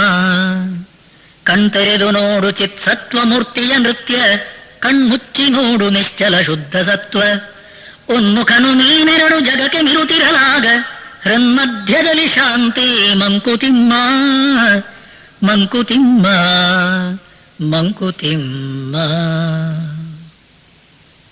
ಒಂದೇ ಪರಬ್ರಹ್ಮ ವಸ್ತು ಸ್ವಾಮಿ. ಯಾವ ಪರಮಾತ್ಮ ತತ್ವ ಅನ್ನುವಂಥದ್ದು ಎಲ್ಲರ ಹೃದಯವನ್ನು ವ್ಯಾಪಿಸಿದೆಯೋ ಸರ್ವಸ್ಯ ಚಾಹಂ ಹೃದಯ ಸನ್ನಿವಿಷ್ಟ ಕ್ಷೇತ್ರಜ್ಞಂ ಚಾಪಿ ಮಾಂ ವಿದ್ಯೆ ಸರ್ವ ಕ್ಷೇತ್ರೇಷು ಭಾರತ. ಎಲ್ಲರ ಹೃದಯವನ್ನು ಬೆಳಗುತ್ತಾ ಇರುವ ಪರಮಾತ್ಮ ತತ್ವ ವೈಷ್ಣವಾಖ್ಯವಾದ ತತ್ವ, ಶೈವಾಖ್ಯವಾದ ತತ್ವ ಏಕಃ ಅದ್ವಿತೀಯ. ಸಗುಣ ಅಂತಂತೇವೆ, ನಿರ್ಗುಣ ಅಂತಂತೆ. ನೋಡಿ, ಅದನ್ನು ಹೇಳುವ ರೀತಿ ನೋಡಿ. ಕಣ್ತೆರೆದು ನೋಡು ಚಿತ್ ಸತ್ವ ಮೂರ್ತಿಯ ನೃತ್ಯ. ತಮ್ಮ, ನಿನ್ನ ಮನಸ್ಸು ಬುದ್ಧಿ ಎದ್ದಾಗ ಆ ಇಂದ್ರಿಯಗಳ ಮೂಲಕ ಏನು ಕಾಣ್ತಾ ಇದೆ ಅದೇ ಪರಬ್ರಹ್ಮನ ನೃತ್ಯ, ಚಿತ್ ಸತ್ವ ಮೂರ್ತಿಯ ನೃತ್ಯ, ನಟರಾಜನ ನೃತ್ಯ. ಬಾ, ಇಂದ್ರಿಯಗಳ ಒಳಗಡೆ ಬಾ, ಮನಸ್ಸು ಬುದ್ಧಿಯನ್ನು ದಾಟು, ಕಣ್ಮುಚ್ಚಿ ನೋಡು ನಿಶ್ಚಲ ಶುದ್ಧ ಸತ್ವ. ತುರೀಯಂ ಮನ್ಯಂತೆ ಸ ಆತ್ಮ ಸ ವಿಜ್ಞೇಯ. ಅದು ನಮ್ಮ ನಿಜ ತತ್ವ, ಅದು ಅಧಿಷ್ಠಾನ. ಹೃದಯವನ್ನು ಬೆಳಗುತ್ತಾ ಇರೋ ಪರಮಾತ್ಮ ತತ್ವ ಅದು ನಾನು. ಅದು ಸಂಸಾರ ರಹಿತವಾದ್ದು, ಅದು ಬಂಧನ ರಹಿತವಾದ್ದು. ಅಲ್ಲಿ ನಿಲ್ಲು. ನೋಡಿ, ಹೇಳುವ ರೀತಿ ನೋಡಿ. ಉನ್ಮುಖನು ನೀನೆರಡು ಜಗಕ್ಕೆ ಮಿರುತಿರಲಾಗ ಹೃನ್ಮಧ್ಯದಲ್ಲಿ ಶಾಂತಿ. ಅಂದ್ರೆ ಏನು ಹೇಳಿ? ಆ ನಿಜ ತತ್ವ ನಾನು, ಶುದ್ಧ ಬ್ರಹ್ಮಸ್ವರೂಪ ನಾನು. ಆಮೇಲೆ ಹೊರಗಿನ ಪ್ರಪಂಚದಲ್ಲಿ ತಂದೆ ತಾಯಿ ಹೆಂಡತಿ ಮಕ್ಕಳು, ಅಡ್ಡಿಲ್ಲ. ದೃಶ್ಯ ಪ್ರಪಂಚ ಅನ್ನುವಂಥದ್ದೇನಿದೆ ಅದೇ ಪರಮಾತ್ಮನ ಇನ್ನೊಂದು ರೂಪ. ದೃಶ್ಯವು ಅದೃಶ್ಯ ಪರಮಾತ್ಮ ತತ್ವನ ಇನ್ನೊಂದು ರೂಪ ಅಷ್ಟೇ. ನಾವು ಆದೃಶ್ಯ ಪರಮಾತ್ಮನ ಕಡೆಗೆ, ಅವ್ಯಕ್ತ ಪರಮಾತ್ಮನ ಕಡೆಗೆ, ಅಚಿಂತ್ಯ ಪರಮಾತ್ಮನ ಕಡೆಗೆ ಹೋಗಬೇಕಾದ್ರೆ ದೃಶ್ಯ ಪ್ರಪಂಚದ ಮೂಲಕವೇ. ದೃಶ್ಯ ಪ್ರಪಂಚವನ್ನು ಬೈಬೇಡ. ಹೊರಗಿನ ಜಗತ್ತನ್ನುವಂಥದ್ದು ಬೇಕು. ಯಾತಕ ಬೇಕು? ದೃಶ್ಯವೆಲ್ಲವೂ ನಶ್ಯವಾದೊಡೆಂದೃಷ್ಟಿಗದು ವಶ್ಯವಿರುವನ ಕದನು ದೃಷ್ಟಿ ಪುದೆ ಕಾರ್ಯಂ. ವಿಶ್ವಾನುಭವವೇ ವಿಶ್ವಾತ್ಮಾನುಭವಕ್ಕೆ ಪಥ ನಶ್ಯದಿಂದ ವಿನಶ್ಯ ಮಂಕುತಿಮ್ಮ. ನೋಡಿ, ನಶ್ಯದಿಂದ, ದೃಶ್ಯದಿಂದ ಅವಿನಶ್ಯ ಅದೃಶ್ಯ. From the known to the unknown ಅಂತಂತೇವೆ. ಕಾಣ್ತಾ ಇರೋ ಪ್ರಪಂಚ ದೃಶ್ಯ, ನಾನು ಅನ್ನುವಂಥ ಜೀವ ದೃಶ್ಯ, ವ್ಯಕ್ತ, ಅನುಭವ. ಇದು ನಮ್ಮ ಅನುಭವಕ್ಕೆ ಸಿಗುವಂತ. ತಮ್ಮ ಒಳಗೆ ಬಾ. ಆ ಕಾಣ್ತಾ ಇರೋ ಪ್ರಪಂಚ ಎಲ್ಲಿದೆ ಹೇಳು ಹೇಳು. ಕನಸು ದಿಟ ನೆನಸು ದಿಟ ತನುಗೊಳಿಹ ಚೇತನವ ಕನಲಿಸುವ ಕುಣಿಸುವ ಹಬೆಗಳೆಲ್ಲ ದಿಟ ಇನಿತನಿತು ದಿಟಗಳಿವು ತುಂಬು ದಿಟದಂಶಗಳು ಗಣನೀಯವವು ಬಾಳ್ಗೆ ಮಂಕುತಿಮ್ಮ. ಕನಸು ಉಂಟು, ಇಲ್ಲ ಅಂತ ಯಾರು ಹೇಳಿದ್ರು? ಎಚ್ಚರವೂ ಉಂಟು, ಇಲ್ಲ ಅಂತ ಯಾರು ಹೇಳಿದ್ರು? ಅದೇ ಇನಿತಿನಿತು ದಿಟಗಳಿವು. ಎಚ್ಚರ, ಕನಸ್ಸು, ನಿದ್ದೆ, ಅಕಾರ, ಉಕಾರ, ಮಕಾರ ಇವೆ. ಯಾರಿಲ್ಲ ಅಂದಿದ್ದು? ಎಲ್ಲಿ? ಆತ್ಮನ ಸಾನ್ನಿಧ್ಯದಲ್ಲಿ ಕಾಣ್ತಾ ಇರುವ, ಪರಮಾತ್ಮನ ಸಾನ್ನಿಧ್ಯದಲ್ಲಿ ಬೆಳಗುತ್ತಾ ಇರುವ ಈ 3 ಅವಸ್ಥೆಗಳು. ಆದರೆ ನನ್ನ ನಿಜ ಸ್ವರೂಪ ಅವಸ್ಥಾತ್ರಯಾತೀತ. ಆ ಪೂರ್ಣ ವಸ್ತು ನನ್ನ ನಿಜ ಸ್ವರೂಪ ತುಂಬುದಿಟ ಜೀವಿತದ ಗಣನೆಗಳ ಮೀರಿದುದು ಇಂಬುಗಳ ಬಿಂಬಗಳ ಸನ್ನಿಧಾನವದು ಅಂಬರದಿನಾಚೆಯದು ತುಂಬಿರುವುದೆತ್ತಲು ಶಂಭು ಪರಬ್ರಹ್ಮನದು ಮಂಕುತಿಮ್ಮ. ತಮ್ಮ, ತುಂಬುದಿಟ ಪೂರ್ಣ ಸತ್ಯ, ಅದು ಎಚ್ಚರ ಕನಸು ನಿದ್ದೆಗಳನ್ನುವಂಥ ಗಣನೆಗಳ ಮೀರಿದುದು. ಅಂಬರದಿ ನಾಚೆಯದು ಮನಸ್ಸು ಬುದ್ಧಿಯನ್ನು ದಾಟಿರುವಂಥದ್ದು, ಕಾಲಾತೀತವಾದ್ದು. ಒಳಗೆ ಬಾ. ನೋಡಿ, ಮನಸ್ಸು ಬುದ್ಧಿಯ ಮೂಲಕ ನಾವು ಹೊರಗೆ ಬಂದಾಗ ಅದು ಏನು ಕಾಣುತ್ತೆ? ಅದು ಪರಮಾತ್ಮನೇ ಅಲ್ವ ಸ್ವಾಮಿ? ಆ ಮನಸ್ಸು ಬುದ್ಧಿಯನ್ನು ದಾಟಿ ನಾವು ಒಳಗೆ ಹೋದಾಗ ಆ ನಿಶ್ಚಲ ಶುದ್ಧ ಸತ್ವ ನಿರ್ಗುಣ ಪರಮಾತ್ಮನೇ ಅಲ್ವೇ ಸ್ವಾಮಿ? ಹಾಗಿರುವಾಗ ಪರಮಾತ್ಮ ಕಾಣಲ್ಲ ಅಂತ ನಾವು ಹೇಳ್ತೇವಲ್ವೇ? ನಮ್ಮ ಮೂರ್ಖತನಲ್ವೇ ಸ್ವಾಮಿ? ಆ ಪರಮಾತ್ಮನ ಅನುಭವ ಬ್ರಹ್ಮಾನುಸಂಧಾನ. ನೋಡಿ, ಬ್ರಹ್ಮಾನುಸಂಧಾನ ಲೋಕ ಸಂಧಾನದಲ್ಲಿ ಬ್ರಹ್ಮದರುಶನವೆಲ್ಲ ಜೀವರೂಪದಲ್ಲಿ ಬ್ರಹ್ಮಾನುಭವ ದೇಹ ಕರಣಾನುಭವಗಳಲ್ಲಿ ಮರ್ಮವಿದು ಮುಕ್ತಿಗೆಲು ಮಂಕುತಿಮ್ಮ. ಮಂಕುತಿಮ್ಮ. ತಮ್ಮ, ಎಚ್ಚರದಲ್ಲಿ ಏನು ಕಾಣ್ತಾ ಇದೆಯೋ? ಸರ್ವಂ ಖಲ್ವಿದಂ ಬ್ರಹ್ಮ ಆತ್ಮೈವ ಇದಗಂ ಸರ್ವಂ ಓಮಿತ್ಯೇತದಿದಗಂ ಸರ್ವಂ ಈಶಾವಸ್ಯಮಿದಗಂ ಸರ್ವಂ. ಸ್ವಾಮಿ, ಹಾವು ಕಾಣ್ತಾ ಇದೆಯೋ? ಅದೇ ಕಣೋ ಹಗ್ಗ, ಇನ್ನೊಂದಲ್ಲ. ಹೊರಗಿನ ಜಗತ್ತು ಕಾಣ್ತಾ ಇದೆಯೋ? ನಾನು ಅಂತ ಇದೆಯೋ? ಹೌದು, ಅದೇ ಕಣೋ ಪರಮಾತ್ಮ ವಸ್ತು. ಸಚ್ಚಿದಾನಂದಂಗಳಾತ್ಮ ಸ್ವಭಾವರಸ ಬಚ್ಚಿಡುವುದನು ಜೀವಿಕೆಯ ಮಾಯಿಕತೆ ಇಕ್ಷುವಲ್ ಜೀವಗಾಣದ ಒಲ್ ಜಗನ್ಮಾಯೆ ನಿಚ್ಚ ವಿಳೆಯಾಲೆ ಮನೆ ಮಂಕುತಿಮ್ಮ. ಸತ್ ಚಿತ್ ಆನಂದ, ಇದು ಆತ್ಮನ ಸ್ವರೂಪ ಸ್ವಭಾವ. ಜನನ ಮರಣಗಳನ್ನು ದಾಟಿರುವ ಅಮೃತತ್ವ ಸದ್ವಸ್ತು ನಾನು. ಆನಂದ ಸ್ವರೂಪ ಶಾಂತಿಯ ಧಾಮ ನಾನು. ಏನು ಸ್ವಾಮಿ, ನಾನು ಆನಂದ ಸ್ವರೂಪ ನಾನು ಹೇಳ್ತಾ ಇದ್ದೇನೆ. ತಮ್ಮ, ಬಚ್ಚಿಡುವುದನ್ನು ಜೀವಿತೆಯ ಮಾಯಿಕತೆ. ಆ ಮಾಯೆಯಿಂದ, ಆ ಭ್ರಾಂತಿಯಿಂದ ನಾನು ಜೀವ, ನನ್ನ ಸ್ವರೂಪ ದುಃಖ ನಾನು ಹೇಳ್ತಾ ಇದ್ದೇನೆ ಅಂತ ತಿಳ್ಕೊಂಡಿದ್ದೇವೆ ನಾವು. ತಮ್ಮ, ಬಾಕಿ ಅನುಭವ ಬೇಡ. ನಿನ್ನ ನಿದ್ದೆ ಅನುಭವ ಸಾಕು. ಹೊರಗಿನ ಜಗತ್ತಿಗಿಂತ ದೂರ, ಇಂದ್ರಿಯ ಮನಸ್ಸುಗಳಿಗಿಂತ ಆಚೆ ಕಡೆ ನಿನ್ನಲ್ಲಿ ನೀನು ನಿಂತಾಗ ನಿನ್ನ ನಿದ್ದೆಯಲ್ಲಿ ಆನಂದವಿಲ್ವೇನೋ ತಮ್ಮ? ಜನನ ಮರಣಗಳ ಭಯವಿದೆಯೋ ತಮ್ಮ? ಇಲ್ಲ. ಅದರಿಂದ ಆ ನಿಜ ಸ್ವರೂಪ ಆನಂದ ಸ್ವರೂಪ ನೀವೇ ಕಣು. ಏನು ಮಾಡ್ಬೇಕು ಹೇಳು? ಏನ್ ಮಾಡ್ಲಿಕ್ಕುಂಟು? ಅದು ಒಂದು ದಿವಸ ಬರುವುದಲ್ಲ, ಒಂದು ದಿವಸ ಗಳಿಸುವಂತದ್ದಲ್ಲ, ಎಲ್ಲಿಗೋ ಹೋದ ನಂತರ ಮೋಕ್ಷವನ್ನು ಗಳಿಸುವುದಲ್ಲ ತಮ್ಮ. ಮುಕ್ತಿ ಎಂಬುದು ಮನದ ಸಂಸ್ಥಿತಿಯ ಬೇರಲ್ಲ, ರಕ್ತಿ ವಿಪರೀತವದ ಕಾಗದಿರೆ ಮುಕ್ತಿ. ಯುಕ್ತಿಯಿಂ ಕರಣ ಚೇಷ್ಟಿತವ ತಿದ್ದುತೆ ಶಮಿಪ ಶಕ್ತಿವಂತನೆ ಮುಕ್ತ ಮಂಕುತಿಮ್ಮ. ನೋಡಿದೆಯಾ, ನಮ್ಮ ಋಷಿಗಳು ಹೇಳಿರುವುದು ತಮ್ಮ, ಮೋಕ್ಷ, ಮುಕ್ತಿ, ನಿರ್ವಾಣ ಅನ್ನುವ ಶಬ್ದಕ್ಕೆ ಅರ್ಥ ಬಂಧನದಿಂದ ಬಿಡುಗಡೆ ಅಲ್ಲ, ಬಂಧನ ಇರಲಿಲ್ಲ ಅನ್ನುವ ಜ್ಞಾನವೇ ನಿಜವಾದ ಬಿಡುಗಡೆ. ಅದು ಮೋಕ್ಷ. ಇವತ್ತಿಗೆ ನಿನ್ನ ಇಂದ್ರಿಯ ಮನಸ್ಸು ಬುದ್ಧಿಗಳು ತಿಳಿದಿರುವಂತಹ ಅವಿದ್ಯೆ, ಆ ಭ್ರಾಂತಿ, ಆ ತಪ್ಪು ಕಲ್ಪನೆ, ಅದನ್ನು ಮನಸ್ಸು ಬುದ್ಧಿ ಅಂತ ತೆಗೆದು ಹಾಕು. ಜ್ಞಾನದ ಬೆಳಕನ್ನಲ್ಲಿ ಹಚ್ಚು. ಜ್ಞಾನ ದೀಪ್ತಿಯ ಮೂಲಕ ಹೊರ ಜಗತ್ತನ್ನು ನೋಡು. ನಿನ್ನನ್ನು ನೀನು ತಿಳಿ. ನಿನ್ನ ನಿಜ ಸ್ವರೂಪವನ್ನು ತಿಳಿದಾಗ ಆ ಹೊರ ಜಗತ್ತು, ಆ ಜೀವಭಾವ ಎಲ್ಲ ಹೋಗುತ್ತೆ ಕಣು. ಜೀವದುದಯ ರಹಸ್ಯ, ಜೀವ ವಿಲಯ ರಹಸ್ಯ, ಜೀವನದ ದೃಶ್ಯ ಮರುವಿನ ಬಿಸಿಲ್ ಕುದುರೆ ಭಾವಿಸಲಿದೆ ತತ್ವ ಬ್ರಹ್ಮ ಮಾಯೆಯ ವಿಶ್ವ ಕೇವಲಾತ್ಮ ಬ್ರಹ್ಮ ಮಂಕುತಿಮ್ಮ. ಮಂಕುತಿಮ್ಮ. ಜೀವದ ಉದಯ, ಜೀವದ ನಾಶ, ಇವೆಲ್ಲ ರಹಸ್ಯ. ರಹಸ್ಯ ಅಂದ್ರೆ ಅದಕ್ಕೆ ಉದಯ ಇಲ್ಲ, ಅದಕ್ಕೆ ನಾಶ ಇಲ್ಲ. ಇದೆಲ್ಲ ನಮ್ಮದೇ ಏನೋ ಭಾವನೆ, ಭ್ರಾಂತಿ. ಆದ್ದರಿಂದ ತಮ್ಮ, ಭಾವಿಸು, ಆ ಬ್ರಹ್ಮವಸ್ತು ನಾನು, ಕೇವಲಾತ್ಮ ಬ್ರಹ್ಮ, ಬ್ರಹ್ಮಾಹಮಸ್ಮಿ ಭಾವಯ. ಇದು ಋಷಿಗಳ ಒಕ್ಕುರಲಿನ ದನಿ. ತಮ್ಮ, ಆ ಆನಂದ, ಆ ಶಾಂತಿ ಒಳಗಡೆ ಆತ್ಮನಲ್ಲಿ. ನಾವು ಇಂದ್ರಿಯಗಳ ಮೂಲಕ ಹೊರಗಿನ ವಿಷಯಗಳು ಬೆನ್ನಡ್ತೇವೆ.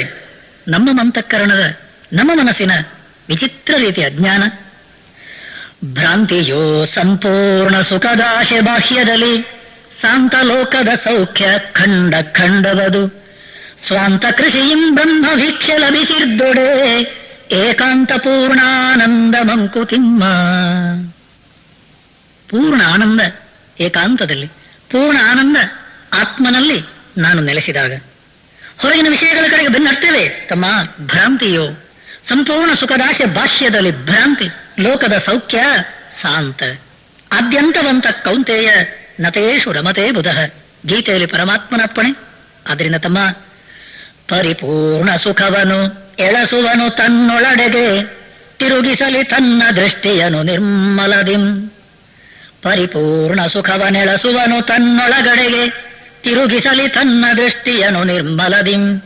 ನಿರತಿಶಯ ಸುಖವಲ್ಲಿ ವಿಶ್ವಾತ್ಮ ವೀಕ್ಷೆಯಲಿ, ಪರಸತ್ವ ಶಾಂತಿಯಲಿ ಮಂಕುತಿಮ್ಮ ಮಂಕುತಿಮ್ಮ ಮಂಕುತಿಮ್ಮ. ಪರಿಪೂರ್ಣ ಆನಂದ, ಬ್ರಹ್ಮ ಆನಂದ, ನಿಜವಾದ ಸುಖ, ಆತ್ಯಂತಿಕ ಸುಖ, ವೈಷ್ಣವಾಖ್ಯವಾದ ಶಾಂತಿ ಆತ್ಮನಲ್ಲಿ.